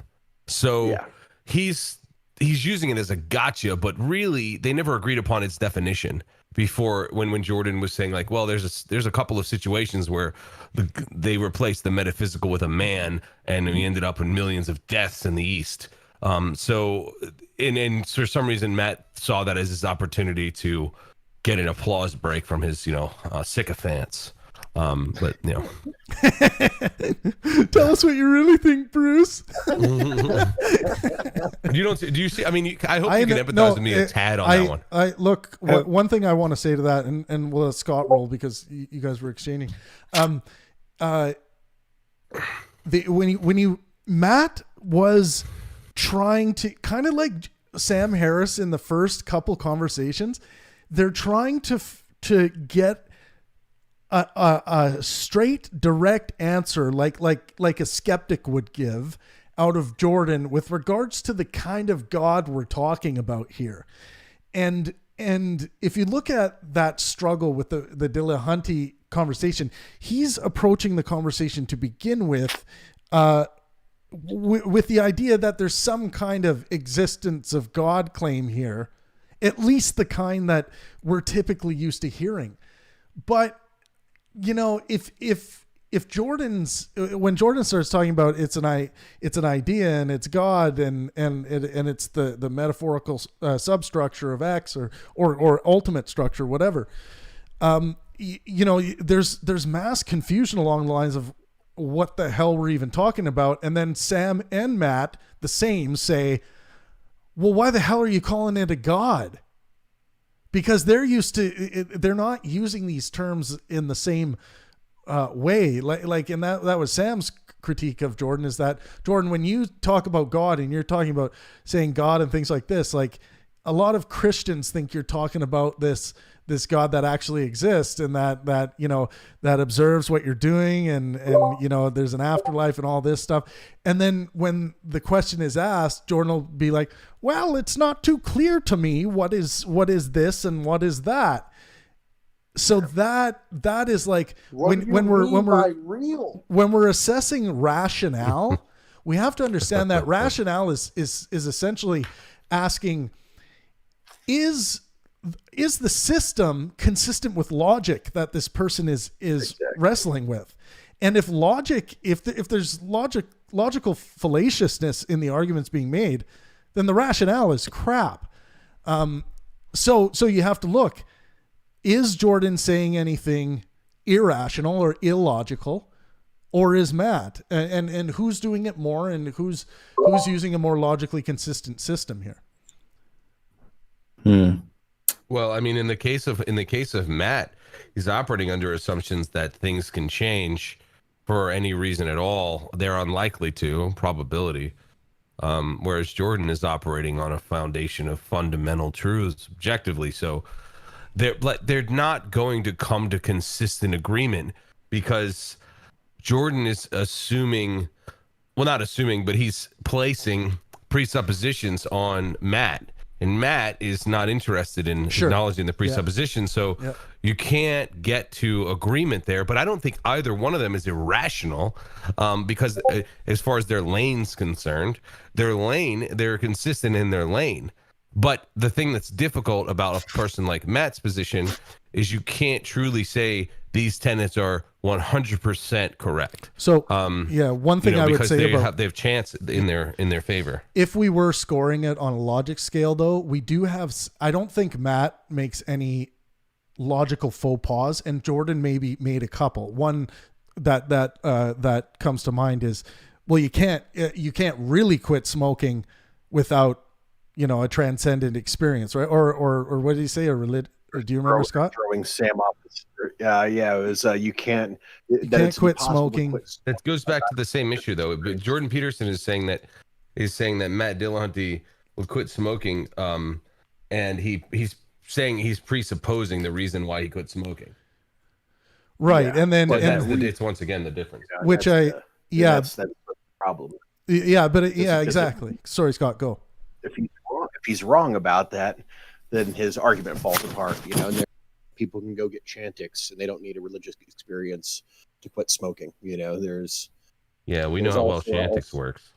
There's all sorts of methods. You know, I lost my Laker tickets. You remember that's a bit from Bill Burr, I think, about Mel Gibson, who was on Chantix, and he went nuts because it didn't work for his smoking. It just made him insane. No, Chantix. Because I thought that was like an ambient thing, like people lose their goddamn minds. They do on both, it seems, but this was Chantix. Anyway, Dude, go ahead. Mel Gibson, that is a character I would love to do I love him. a delve into. He, this guy that like so much testosterone in his body that it makes almost every interaction he has coming from a place of like subdued rage. If you watch that guy, like his behavior, it's what and it comes out in his acting in a beautiful way. Like his performance, it just does the greatest things. But in his life, holy fuck. I really like I relate. You make me so fucking mad. I really like what I like about him is he's able to find an outlet for that where I have to just go hit the heavy bag. No, I know. You know what I mean? Like it's so hard to find that outlet. Look, it took me a long time to subdue like high testosterone levels throughout my life as well. Like it's not it can be something that you suffer from, or it can be something that you capitalize on. Yeah, funny 100%. enough, Pangburn, Travis, I actually have low testosterone for standards. But as far as standards are concerned, like it's not below an unhealthy level, but it's on the lower end of the spectrum. But I mean, I guess thank God, because otherwise I'd be dead.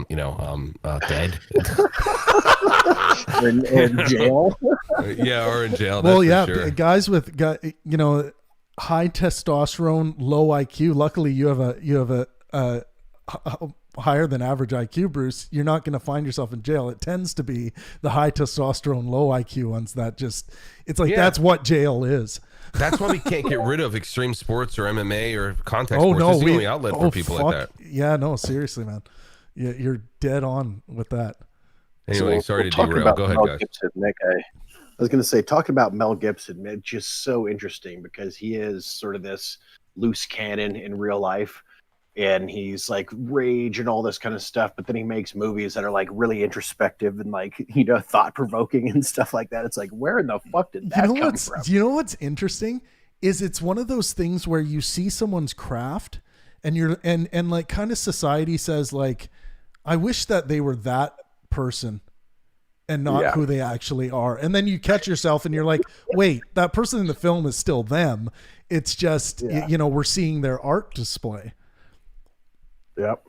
Because we've had some fucked up people like Apocalypto, fucking brilliant. That's one of the best movies I've ever fucking seen in my life. It's a rough one too, man. Good, dude. Mel Gibson's acting does move me in a quite a unique way, and relatable way. You know what's weird, man? He's one of the only people that I've ever gotten me to actually like a chick flick. Which is that movie he did, What Women Want. Yeah. I actually like that movie a lot. Yeah, because you actually believed it was a man in that circumstance. Was that and the concept is interesting too. Yeah. But it was well done. As far as I thought. I mean, it had all the rom-com cliches, of course, but I don't know. I mean, I wouldn't have watched a different set of cast in that. Probably. You know what I think of as the Chappelle Show when he did it was the opposite. Like if a woman could heal he's like, oh man, I want to run my tongue down the crack of her ass. That's really funny. Shit, dude. Actually, Family Guy does that with Quagmire sometimes. I love that. That's fucking hilarious. Into the mind of the Quagmire. Yeah, that's a good one. Hey, we haven't heard from Grim yet. Grim, have you seen the exchange between Dillahunty and Peterson? Yeah. No, what did you think? I enjoyed both. I think Peterson talks on kind of how society should act because of his background in psychology and how he kind of wants to see people perform as compared to Dillahunty, who has really been the brunt of how people have acted on his podcast and on his show, The Atheist Experience. And so he really understands how people really are, and then tries to navigate it from a different direction. You can kind of see that exchange between Peterson kind of cognitively trying to understand where Dillahunty is coming from, as compared to Dillahunty saying, yeah, anyway, this is the way the world actually works, and it's kind of fucked up, and this is the best way to navigate it. And you kind of get that rhythm in between two of them. And if I could, just on the last note, secular I find myself as a secular humanist, and I actually learned that from a gentleman named David Smalley. If anybody actually listened to his podcasts a long time ago, years and years ago, yeah, I know. And David, it was simply put that he basically said, I have to say secular because people try to find out what denomination you are, and then you say atheist, and atheist is a weird term, and then I have to say humanist because if I say I'm agnostic or I'm atheist, that just tells me what I don't believe in. That just tells you what I don't believe in, as compared to humanist, which says this is what I believe in. If you say Christian or Catholic or Hindu, then that shows what you believe in. Atheist and agnostic doesn't say shit. So that's why you say these things. So yeah, and I would argue that if you do not subscribe to, a religion, I would argue we don't need secular humanism. There's a way to describe. I think it's better to describe the specifics of what you believe and why, as opposed to adding another group attribution. That's why I don't call myself a secular humanist. I will say, well, when it comes to what is going on in reality, I rely on scientific consensus and the scientific method. When it comes to what ought to be, I seek to maximize well-being for myself and those around me. And then, when it comes to what gets my ass moving, I look at my artistic and scientific inspirational meters and make sure that those are satisfied. And then governing above all of that, so it's a 5-part thing, is just skepticism, and skepticism being questioning and continuing to question anything, the mechanism we use to separate bullshit from reality. So we don't need that's it. We don't need a secular humanist manifesto, in my estimation, that really secular humanists can agree on. Like you'll get it within the secular humanist manifestos. There's major disagreements of certain things and political ideas that get weaseled in there, and I just have no time for that crap. Somehow yours turned out to be more wordy, but I'm not just joking. But what's interesting is they did a huge poll, and they found out that most philosophers are actually what they call moral realists, and that's what they identify as, which is really interesting. What do you think about that term? Yeah, I've seen the term moral realist. Like if someone had to put a label on what I am, or what I profess to be, they might call it that. But I think, again, a better description would be, depending on if they're asking about the ought, or they could say I have a scientific worldview if they're talking about reality and how we determine. Or if they're talking about ought, they could call me a well-being maximizer. I don't. This is how little I care about those grand labels that have a lot of subsections. I would rather that people had detailed conversations as opposed to say, I'm part of this group, I'm part of that group, I'm part of the. I just think individuals, when you start talking with them and breaking down what's actually going on in their mind, they're not anything but their own original selves. Even Christians, like every Christian I talk to has their own, even though there's some governing principles that it's going to be hard for them to escape. Like, there's a list of these things that you should not be doing. But outside that, I find most Christians I talk to have a very, very different idea of what Christianity is and how it manifests itself in their life. So just to jump in, I'm glad you're mentioning that, Trav, because I actually put something on your War of Ideas site like earlier today to that exact effect. Oh, cool. So thank you. I feel validated. Well, if I can validate you, that's why I'm here. It seems extremely how could I say this? I'm trying to be nice. It seems extremely naive to think that people will come to any sort of grand consensus. And so the fact that people have come to fundamental tenets in Christianity even at the gate, is pretty impressive to me. And just because people use something true in a poor way doesn't negate the thing that is true. Well, you know. So I mean, we see that in science actually all the time. There are proofs, truths, and largely agreed upon theories that are used for, malevolence all the time. Yeah, and and they really, those are. And the same thing applies to what you would say around the difference between Christians and other Christians. Right. So we got Eliyahu and deniability. Let's start with Eliyahu. I want to go back to the original poll question that we've been discussing a lot.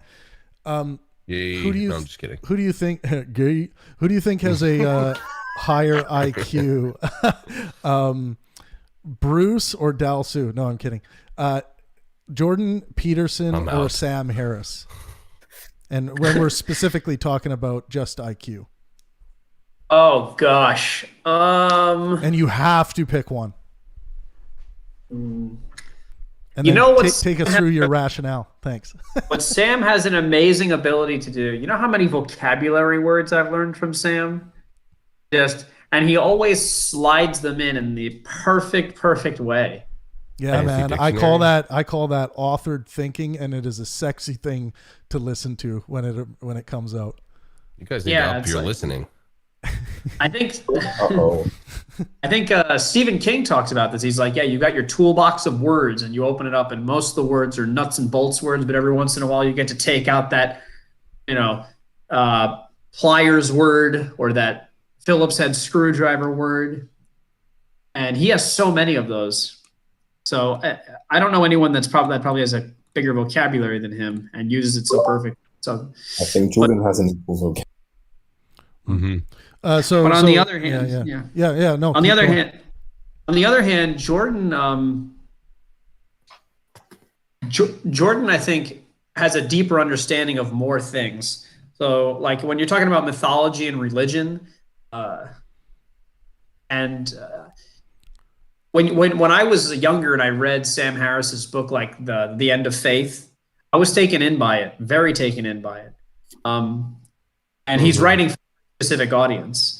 But I don't think that he has like a very sophisticated understanding of religion. So I want to say real quick. I have to leave in like 7 minutes. I have to leave. I have a meeting at 6:30 my time.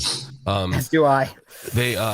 One thing that bothers me a lot, coming from a position of apologetics, so I've been studying multiple religions for years, is what exactly Bobby or Eliyahu was saying. He has a cursory understanding of religion or even biblical text, or he cherry picks to somehow create a point and drive it home. And he clearly will do all sorts of things like take specific sections of tenets and like mishmash them and like take what a Catholic and then an evangelical may also believe and use that together in some bastardized cherry picking of verses and then decide like this is the argument, I'm going to put this toward you. And it's like nobody actually holds to that. Okay, that's my problem with. I think he's brilliant otherwise, but that really bothers me a lot about his sort of argument against faith. Often is he uses a real cursory understanding of what people are doing. Okay. My official vote's going to be for Jordan, and maybe it's my bias of Sam just being like, I come from wealth and don't move. Like, I just find him kind of frustrating with. I know what you're saying, Eliyahu. You spent time talking a lot about smartness. I think in that. So does as opposed to IQ, do you think, and let's imagine a really well administered IQ exam that's going to deal with language proclivity, memory, problem solving, all of the things that a really robust IQ test will handle. Are you saying you think Jordan Peterson would come out on top? Yeah, I think that's right. Okay.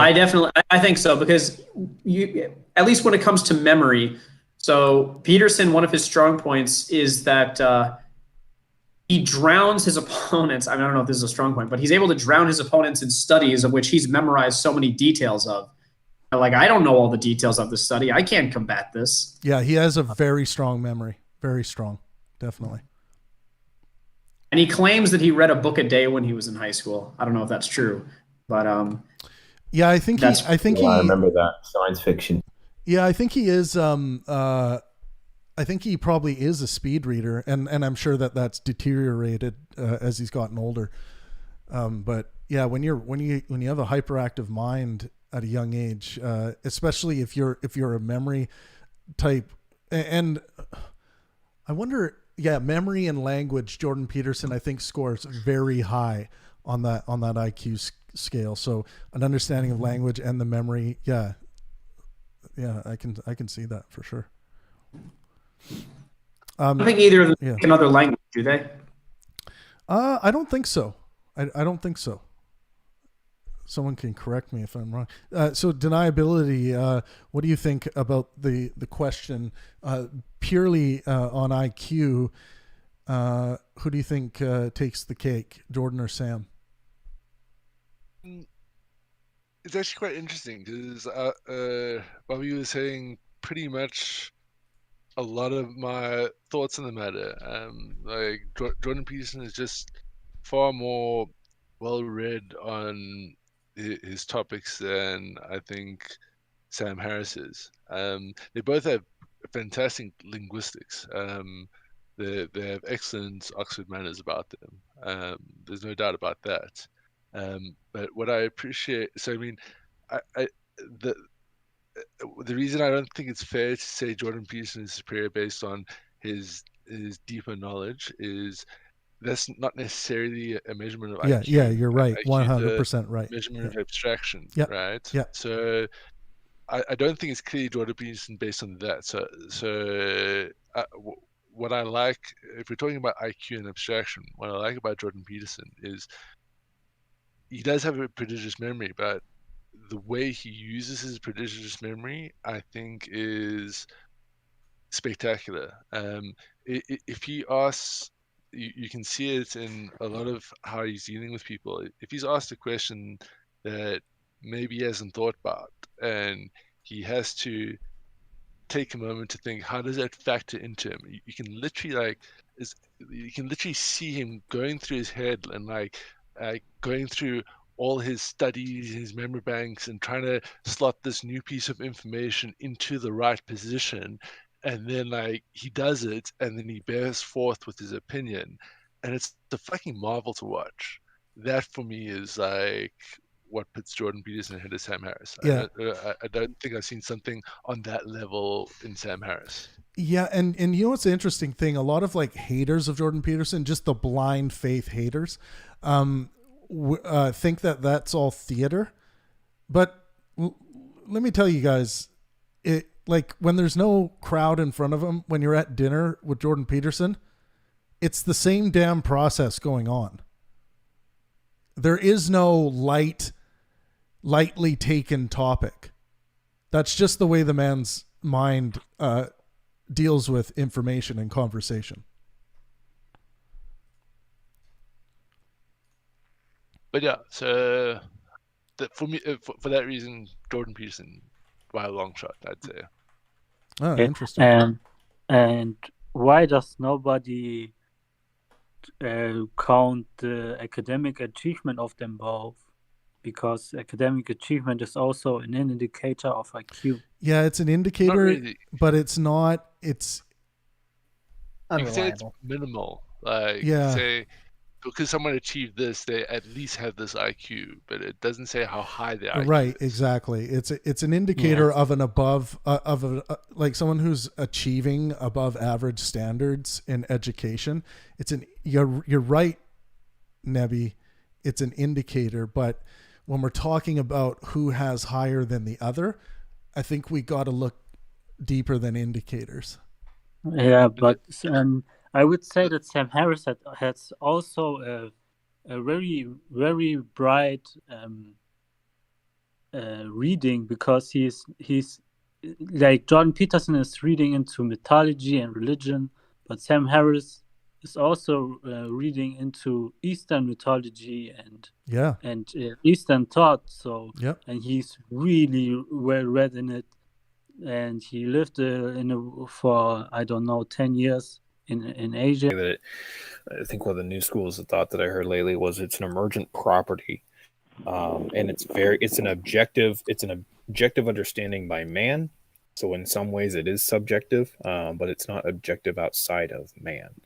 And the easiest way to understand this is imagine a society where if you visit another planet, maybe they're kind of structured the same hominids, but for them, things like rape works and they're happy, and maybe it even benefits them because the way their society is structured.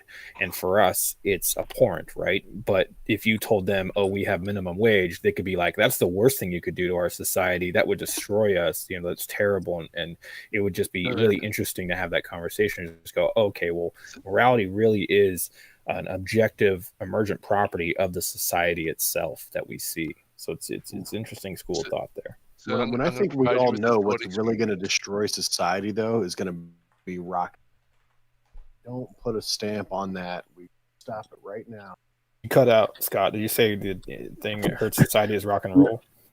Yes, I mean the most important thing we can prevent these kids from listening to rock and roll music. And damn Metallica again. Sit down in your rocking chair there, Grandpa.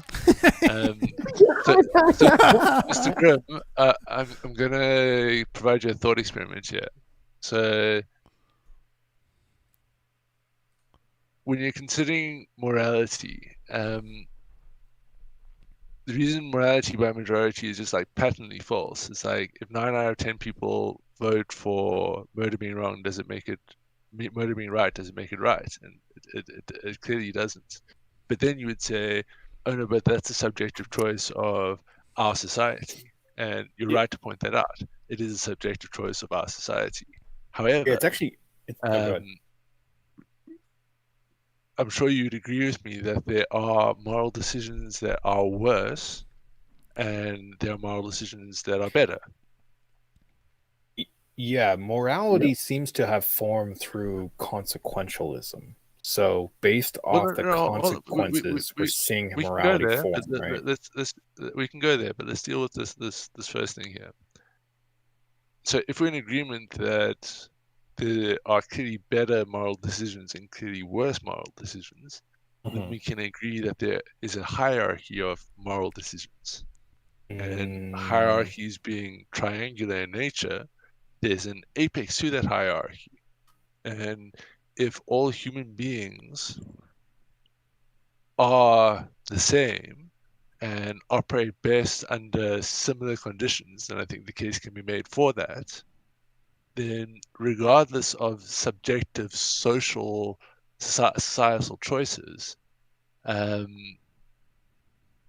you can describe some societal choices as immoral from a perspective of having a superior moral choice. So if you're higher up on that hierarchy and they're lower down on that hierarchy, then you are morally superior to them, correct? But you only know that through the illusion of hindsight. Yeah, I would disagree in some way to say, in some versions. I mean, I would agree with you on some things, but what I would refine in a better way of saying, we don't live in a world of ought. We don't live in a world of prescription. We live in a world of description. And so morality is an ever-changing thing where if you're going to say, well, we're going to get into a situation where morality can always progress, so there will always be a better decision. Even if we choose the better decision tomorrow, there's going to be another better decision. And so that's why we don't go down that road. We go down to the road of what works now in a subjective manner individually, and then it becomes an emergent property of all of our subjective moralities. Like everybody has morals as they grow up, and then they kind of refine them and define them. And as they do that, humanity has this objective morality around it through our social structures that's consistently evolving as we evolve. So we can say, well, we ought to have better, higher moral standards. But like I said, there's always going to be a better moral standard. So we can't really follow that path. Does that make sense? So I hear what you're saying, but what I would submit is that human morality hasn't changed an inch in at least the last 4,000 or 5,000 years. I would I'm not disagree saying wholeheartedly. there have been changes. Yeah, I disagree with that. But when I say there hasn't been a change in the underlying moral premise, is I honestly think people are seeking the same things, but as we progress as a society and we unlock technologies and ways of doing things, Yeah. it presents a new situation for us to apply the same moral principles to, you know? So to highlight my points, I'm a bit of a technologist in that sense. Like, we've had slave revolts since we've had slaves. Literally the last 3 to 4 or 5,000 years. Why did the last slave revolt, the American Civil War, sort of Antebellum stick? slavery. Yeah. You know? Well, and one of the things I think allowed it to stick is the advent of the steam engine and later the internal combustion engine. The effective ability to replace all that required human kinetic energy for our societies to function with mechanical energy. So I think for that reason alone, the latest slave result stuck. Not because there was a shift in moral consciousness and humanity. It's because we found a way to replace it. So like, cool, we don't need to do this anymore. I don't think our morals have changed. Yeah, I mean, it's kind of funny because then you have the cotton gin, which Eli Whitney was like going to end slavery, but it actually increased slavery because they needed more slaves to operate these things. So it's kind of funny how that works out. But it definitely is one of those things where, you know, I would argue that our morality has significantly changed, and to say, well, that hasn't changed in a certain 1,000 years. Well, we've been hominids for hundreds of thousands of years, and I think it has drastically changed from the caveman era of I'm just going to go fucking take what's mine, and I could give a shit about you and your family and all that, to now more tribal and communal. Deniability. I've got a Moving question forward, for you. and then you have the apes who obviously are just fine with rape in their culture. I mean, but we would call it rape, but they probably wouldn't. And so as we kind of merge and through progressive, if something comes out tomorrow that kind of changes a moral landscape, like technology, that is when it happens. That is the time to be. But if you look back a couple of 1,000 years ago and there's slavery and it worked and it benefited society, probably not in the way that it would now, but then that's what it's like. And we would say, hey, yeah, slavery's morally totally cool. You could pay off your debts, you could do some things. There's probably some things that need to be tweaked there, totally for sure. But now antebellum slavery, like what you're referring to, is kind of dead and gone. We just don't need it anymore in modern society, right? Yeah. And we'll figure this out in a couple thousand years of shit that we're doing now. And just last point, is it so hard to think that maybe it could be plausible that you dropping your kids off at school is just normal and fine, but then your great ancestors could find that to be the worst morally thing that you could have done to your kids, and you would have been like, wait, what? And you would have been like, yeah, well, because society advanced and we just thought, dropping your kids off at school, man, that's a horrible thing to do to your kids. It's shit like that just kind of drives that morality concept. So I hear where you're coming from, and this is a common mistake people make when they're making the case for moral relativism. So I don't mean to be condescending, not like mistake. It's like it's very easy to go down that path because what I 100% agree with you, but what you're describing is the subjective application of the moral premise. So a lot of people will look at the Christian Bible and they'll say the objective moral principles of the Christian Bible are the Ten Commandments, and they're wrong. These are the subjective applications of the objective moral premise. The objective moral premise for a Christian is what is in God's will is right, what is not in God's will is wrong. And then they have the Bible and the Ten Commandments to go through. So the Ten Commandments is an application that gives you an idea of what's within and what's not within God's will. And then you have all these allegorical stories to give you a multiple level interpretation so that when you're applying them to moral problems, you can go, what is, like, I've read the story and it's kind of like the situation. What right here would my decision be more in God's will or less in God's will? So that's the objective. I think you mean principle. 315 commandments, but we won't touch on that. but it doesn't change the fact that the objective guiding principle for a religious person is what's in God's will is right, what's not in God's will is wrong. That's the objective principle, nothing more. And there are subjective applications, and that's what you were talking about. But that has no bearing on the objective moral principle. And to give you an example of a secular objective moral principle, the one that is my personal objective moral principle is do the least harm, right? So I apply the do the least harm to different situations, subjectively, yes, but it doesn't make the morality subjective, and it doesn't change the premise as the situations change over time. So this is why I believe the underlying moral premise of a human being is, I don't think that's changed much. We've just found different ways to express that. Like we're a cooperative, socially cohesive ape species. Exactly. And So through the advent of technology, we found different ways to express this and explore this and expand this. But I don't think our base sort of function has changed 1 inch. Bruno had a quick question. We'll let Bruno go, and then I want to get to the last quickly to the last poll question, and then we'll wrap it up. Go ahead, Bruno.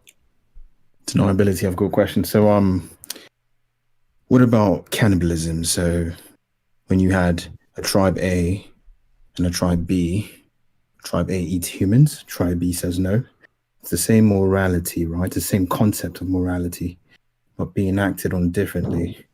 How do you sort of It's interesting that you take cannibalism as an example, because when you look at sort of like this idea that what we perceive as harsh practices started out as malicious, harsh practices, I find hard to buy. Even human sacrifice, it comes from a moral position of do the least harm to society. You can say they were wrong in their fundamental premise, the information and the technology they had at the time, but we engaged in cannibalism and human sacrifice because of real pressures on society at the time, and the response was, what is the path that causes the least harm?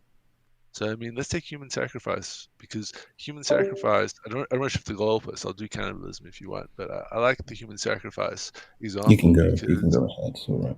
Yeah. So with human sacrifice, when you look into the roots of human sacrifice, often intertwined periods of like famine and starvation, and like, you know, you've got these people to feed, and the lesser than they are, the better it's going to be for everyone. And like, so if you also have a belief that sacrificing to your gods will benefit society, and the sort of highest and most valuable sacrifice you can make is a human being, because you value human beings highly, then it's perfectly logical to go, let's go sacrifice a human being for the betterment of society. So that's why I say that the morals haven't shifted, just our knowledge and information and technology has shifted. We're still applying the same age-old morals to different situations. Is all that's happening. So you're right to point out that the subjective application is changing and evolving, but it's got no bearing on the underlying moral premise. Scott, did you have something? I think you might have a little bit of a problem with that explanation, because you're making an assumption that says, hey, these people who are committing these sacrifices, let's take the Mayans, for example, that they held human life higher than everything else. What evidence do you have for that? You know, so I think what you're doing is taking your own. We know very well that Mayans. I think. No. You asked me a question. Let me answer. Yeah, let deniability. We know very well that Mayans had a sacrificial culture. They sacrificed many things, not just human beings, and it was very much part of their ethos, right? Like and it's part of many other religious ethoses, like give a little, get a lot kind of vibe, you know,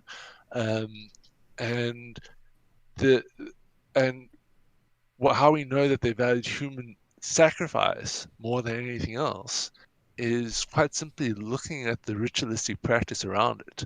Oh yeah. when Well, we that's look, the thing. and particularly like there's a lot of literature on how a lot of like the highest order superstitious magic that you can achieve is through voluntary human sacrifice, and there are often huge rituals constructed around this voluntary human sacrifice, and people willingly go to do it for their community, and they only seem to turn to these needs, and we know this from archaeological records, in times of extreme distress, of drought and famine, where they need to commune with their gods and gain blessings.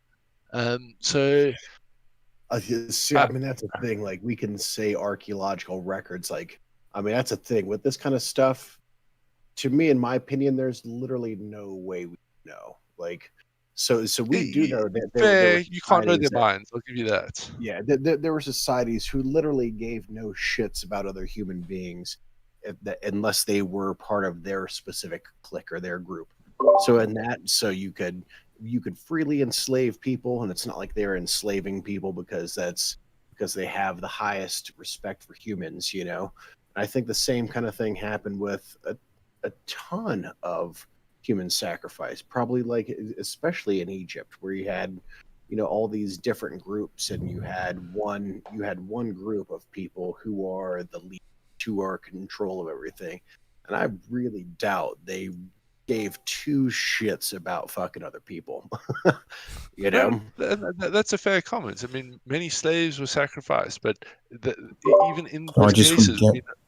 we know that slave sacrifice wasn't considered as valuable as voluntary sacrifice.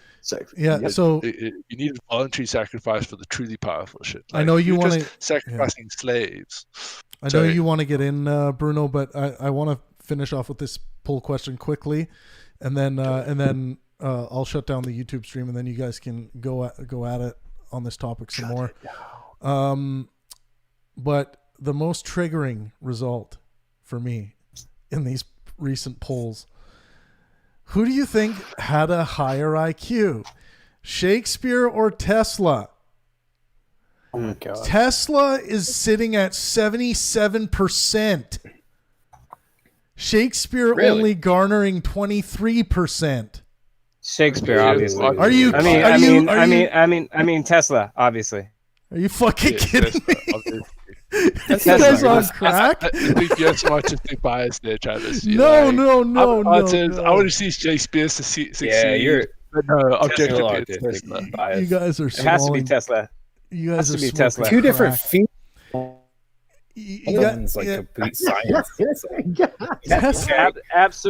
Absolutely Tesla. Scott, back me up here. Who is the smartest, Einstein or Beethoven? I don't know, man. No, this isn't. There's not this value in Shakespeare. I'm sure Shakespeare's words have helped many a man into many a woman's before.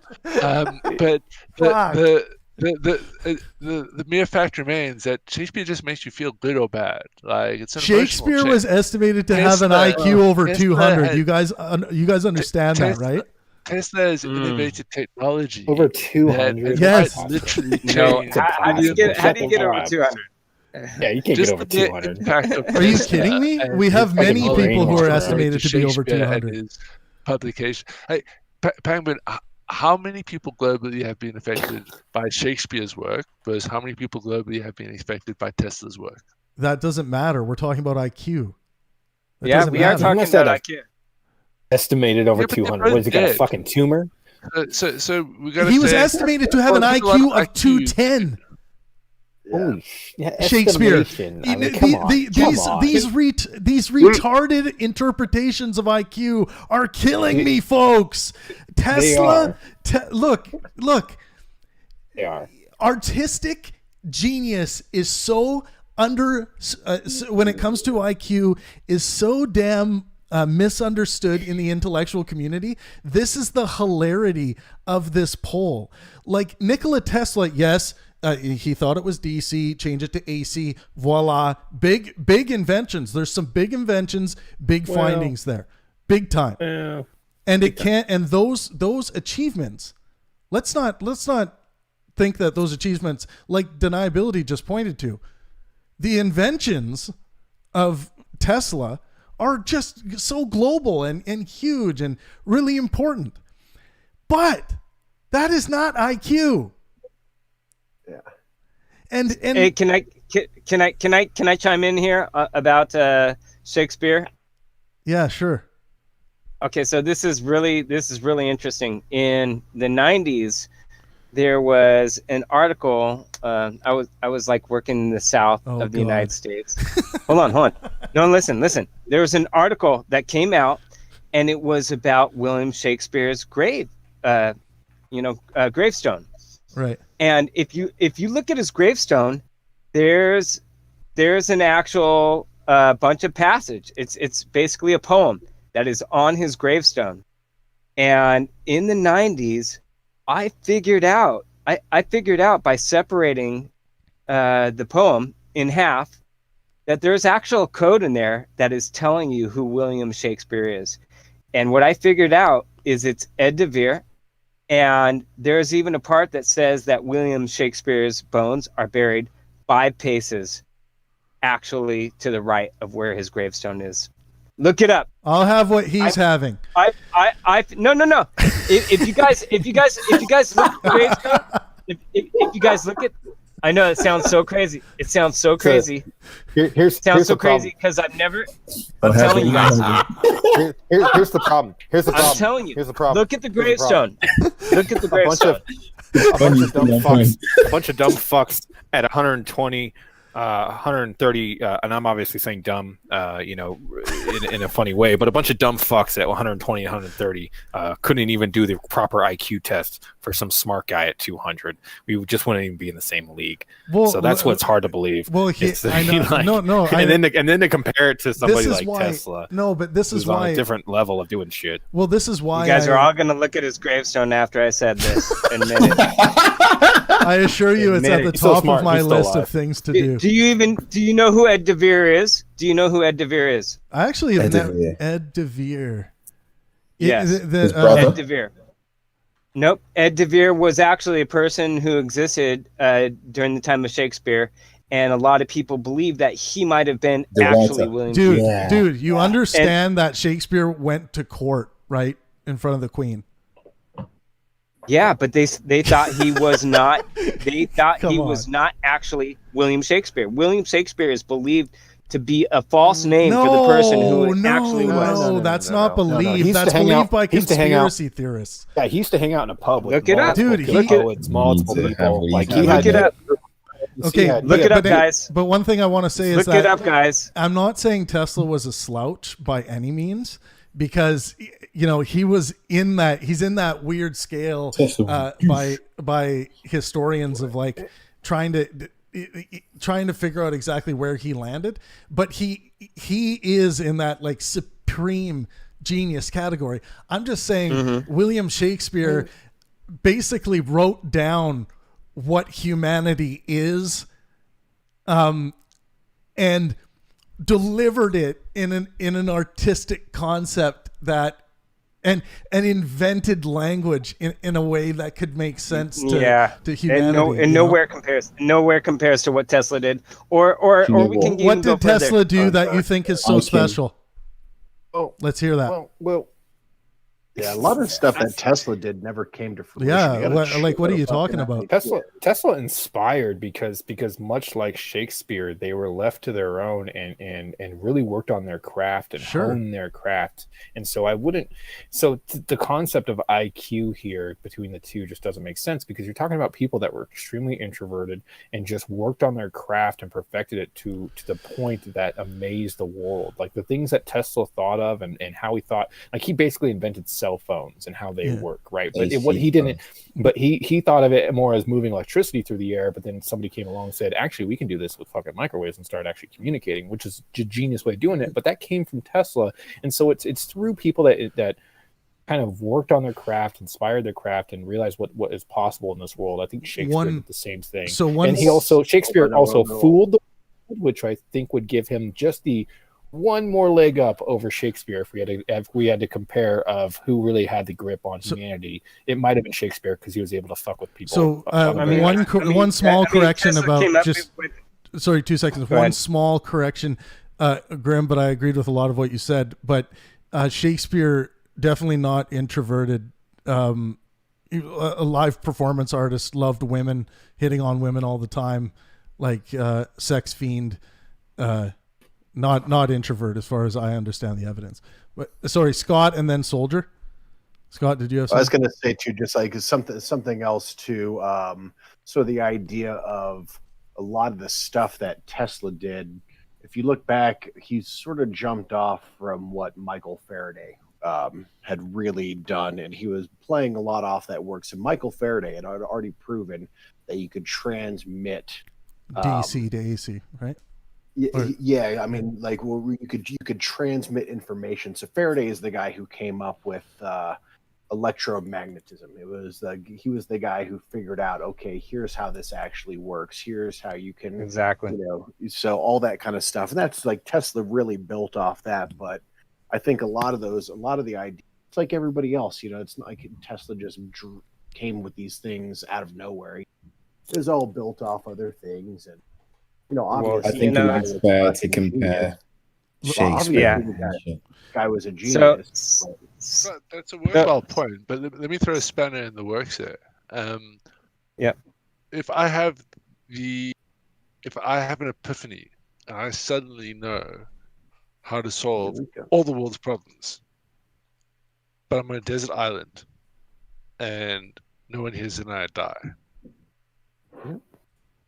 Like, versus someone who had the exact same epiphany but was able to get it out into the world and change people's lives with it. Yeah. So I call that the Wayne Gretzky thing, because there's probably greater hockey players that would have been greater than Wayne Gretzky that never actually played hockey. Yeah. Yeah. So like, I mean, just because Michael Faraday contributed to the field by starting it, you can't take away Tesla's contribution from taking it to a place where I don't think Scott was claiming I'm not. No. Faraday got it off Watts and so on and so on. Soldier, you had something there, I think. Yeah.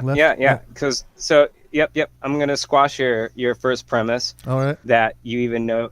That you even know who Edward Shakespeare is. And again, I'll repeat. I'll repeat. Hold on.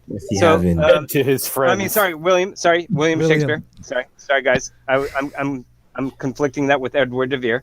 So if you look at the actual history, says that Edward de Vere, 17th Earl of Oxford, 1550 to 1604, wrote plays and poetry under the pen name William Shakespeare. And many people believe that these clues taken together add up to a very strong case for Oxford as a true author of Hamlet, King Lear, and the Sonnets. So this is not me rambling. This is many people believe that Edward de Vere, who was the 17th Earl, who stopped writing at the same time as William Shakespeare and his writings came about. So you saying that you can say that William Shakespeare obviously had a 200 plus IQ would be false if you don't even know if William Shakespeare was a real person to begin with. Or that logic isn't sound. In that case, we would be using whatever the label is to identify Shakespeare's work as Shakespeare. So that's false. So you can. So you're saying Edward de Vere. Edward de Vere. If Edward de Vere was actually William Shakespeare, then he was the one with the 210 IQ. Look, we can. Well, sure, yeah, that's what I'm saying. Okay, if that's the case, fair. But that's not the case. Historians don't disagree. Historians don't disagree about this. That's not a slanted historical view of who William Shakespeare is. There is a huge question in history as if William Shakespeare was actually the person William Shakespeare. It's not a huge question. That is not a settled question. It is not at all. It is not at all. William Shakespeare. It's not settled. Look it up. I'm not making it up. No, I have looked it up, and it's people make the argument, and they do the causation versus correlation fallacy, and they line these things up, and these guys were around the same age, and he liked writing too, and he had an interest. So what? We know Shakespeare's brethren, the people who were around him, the other writers of the time, knew him and saw him writing his shit. It's not. This isn't. This was He actually well hung out- documented. Yeah. I'll let you. He hung out at a pub, actually. I'll let you guys look up the history. There's a famous pub that he hung out that people like literally just met him all the and time. people which met is him all the interesting, and he time had, like, and a talked to him about what he was working on, and he would go and work, and his players knew him who talked to the press of the time, and also So- like his presence with royalty. He performed in his own roles. I'll end it right here. I'm William Shakespeare. Yeah, there you go. I mean, that's what we so, needed. so people who believe Edward de Vere is actually William Shakespeare believe that the person posing as William Shakespeare was just an actor, and that is it. So I mean, I mean, I'm not making this up. I'm not bringing this out to you. This is like you're a in historical alien belief. You're in alien theory zone, man. I'm not making it up. I think it's a powerful argument. There was an alien ship that flied over Phoenix, Arizona, right? No, I'm not going on that route. Are you sure? I'm going. He could have. I'm not sure. I'm not sure, but I'm going on the route that this is not me coming out and spouting this. There is actual belief in this theory. Yeah, and but it there's doesn't matter if there's belief in this theory. It's that people have written There's all actual kinds belief of. in QAnon. Yes, QAnon. I has don't believe in millions upon- QAnon. Okay, good. Yeah, I don't believe. Actually, I'm not a conspiracy. Come on, Travis. You know me. I'm not a conspiracy theorist at all. Well, I don't really know you. QAnon? That's an appeal to identity, mate. You know me. No, I mean, he knows I'm pretty level-headed when it comes to conspiracy theories, and maybe he doesn't. This is Soldier of Science, so I mean, you probably don't remember, but I don't subscribe. I remember seeing.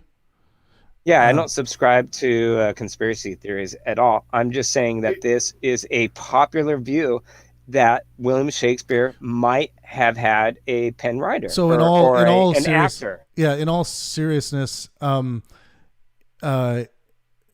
know, there are people that do believe in these things about historical characters all the time. It's done. Sure. It's same as like the writings of Marcus Aurelius. No one thinks it had anything to do with him. These historical documents. I just think where you're making a claim that I think is bogus is that amongst let's say historical consensus amongst historians and literary people who study literary history, the overwhelming majority think that Shakespeare was who he was. But you are right that there are some people that contest that. But I think you're confusing like with how many people are contesting it. Okay, you know what? I'm going to take that into consideration and see if the consensus believes that William Shakespeare was an actual person, and I'll come back with my argument. Because you've heard that it's a bunch of you've heard the theory that it's just a bunch of women, right, writing, and they were writing under the. No, I haven't heard that. I haven't heard the women theory. Yeah, there's a lot of strange things, and there was also a lot of people writing about Shakespeare at the time and about the way he is working. So you know, in order for this conspiracy of identity to be true, we need to see some like actual evidence, because the evidence that we have all points to, okay, Shakespeare, you know, was this, you know, groundling guy. He actually Shakespeare. I mean, you don't have evidence of like who his parents are or who his relatives. Yeah, you don't have any of that. Yeah, we do. Yeah, we actually. So if I could give some light, there was a documentary I saw probably about like 5 years ago, and it kind of touched on this about like who he used to hang out with, the pub he used to be in, and when he got really popular, he got an estate and he got very secluded. That was actually really close to the pub, which is interesting. And so he would go to the pub often, but only his like friends would know who he was, and he would try to disguise who he was because he was literally the fucking talk of the town. Right. So he got so popular, and a common practice at that time was to pay people to pose as you or to be you, so that you weren't the one that was bum rushed in the, you know, so-called paparazzi at the time. And that could be mixed in. Something to add to this, guys, is Anne he was married to Anne Hathaway, and Anne Hathaway like would talk about his writing and everything he did all the time? Like, are we suggesting Anne Hathaway was in on it? His parents, John Shakespeare and Mary Arden, were they in on it? Like, the people who actually knew Shakespeare, what's his name? Another famous writer, good friend. They're famous poets. They all hung out together. Yeah, they all hung out together, and they were all working on their next concepts, trying to come up with ideas of where they could go. And Shakespeare, very famously, it was reported that he got some ideas from other writers of the time, like what the hell's his name? It's escaping my brain right now. But yeah, he was. I'm researching this right now as we speak. Yeah. Anyways, there's looking up. Edward de Vere is not Shakespeare. Because that's how Google works.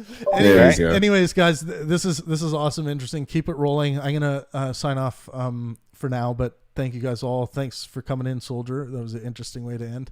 And yeah. And yeah. Thanks, guys. Dude. Hey, you know what? I'm just stoked my microphone is freaking working this time. It's clear, man. Will the real Shakespeare please stand up? All right. Well, that got interesting. Shakespeare. Don't underestimate the genius of the playwright. Anyways, thank you to all of you who stopped by. This was the first Pangburn polling episode. There's going to be regular polling done on the community tab on YouTube. If you want to check out the recent polls, head over there. Make sure you're subscribed to the channel, by the way. I'd really appreciate that. And drop a like on this video. It really helps out the channel.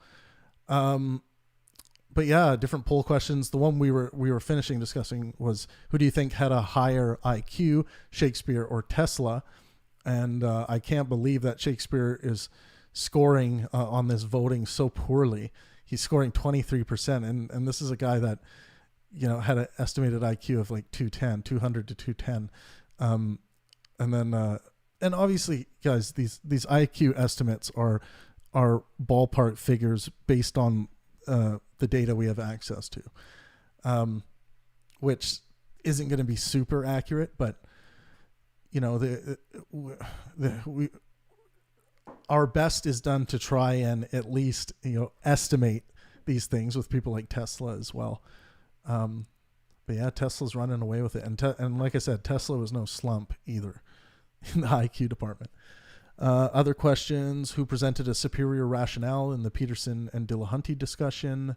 Richard Dawkins, and currently Matt Dillahunty's winning that at 55%, and that's with 456 votes. 639 votes are in for Richard Dawkins and Jordan Peterson in conversation. Do you want to see this? Most people saying yes. A few people saying that they aren't. They're not really going to have a constructive conversation because if Jordan. Kind of the idea of if Jordan brings Richard Dawkins down a thought pretzel thing about the importance of his religious structure or his God structure, Dawkins will be like, yeah, well, so what?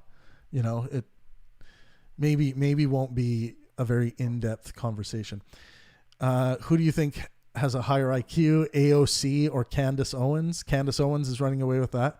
I can't imagine someone clicking AOC for that. Honestly, I see her as a very daft individual, but some people are.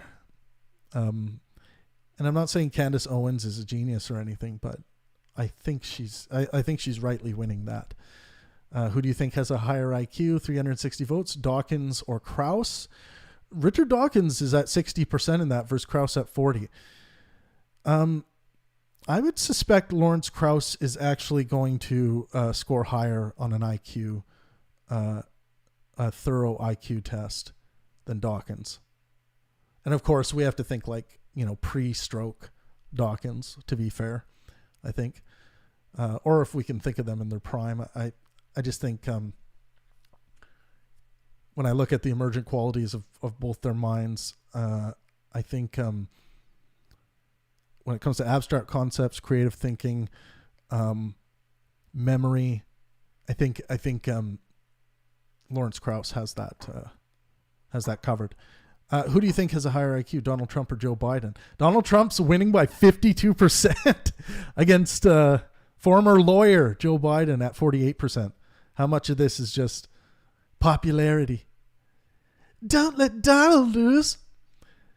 And then what kept most of the conversation enthused today was, who do you think has a higher IQ, Jordan Peterson or Sam Harris? And 555 votes are in, 56% going to Sam Harris and 44% going to Jordan Peterson. We had an in-depth discussion about this. If you haven't caught it, if you for some reason just fast forwarded to the end of this video, check it out. Let me know in the comment section your answer to some of these questions, and head over to the community tab on YouTube to engage in the polling. This has been the first Pangburn polling episode, and I want to thank all of you who stopped by. And as always, let art and science inspire.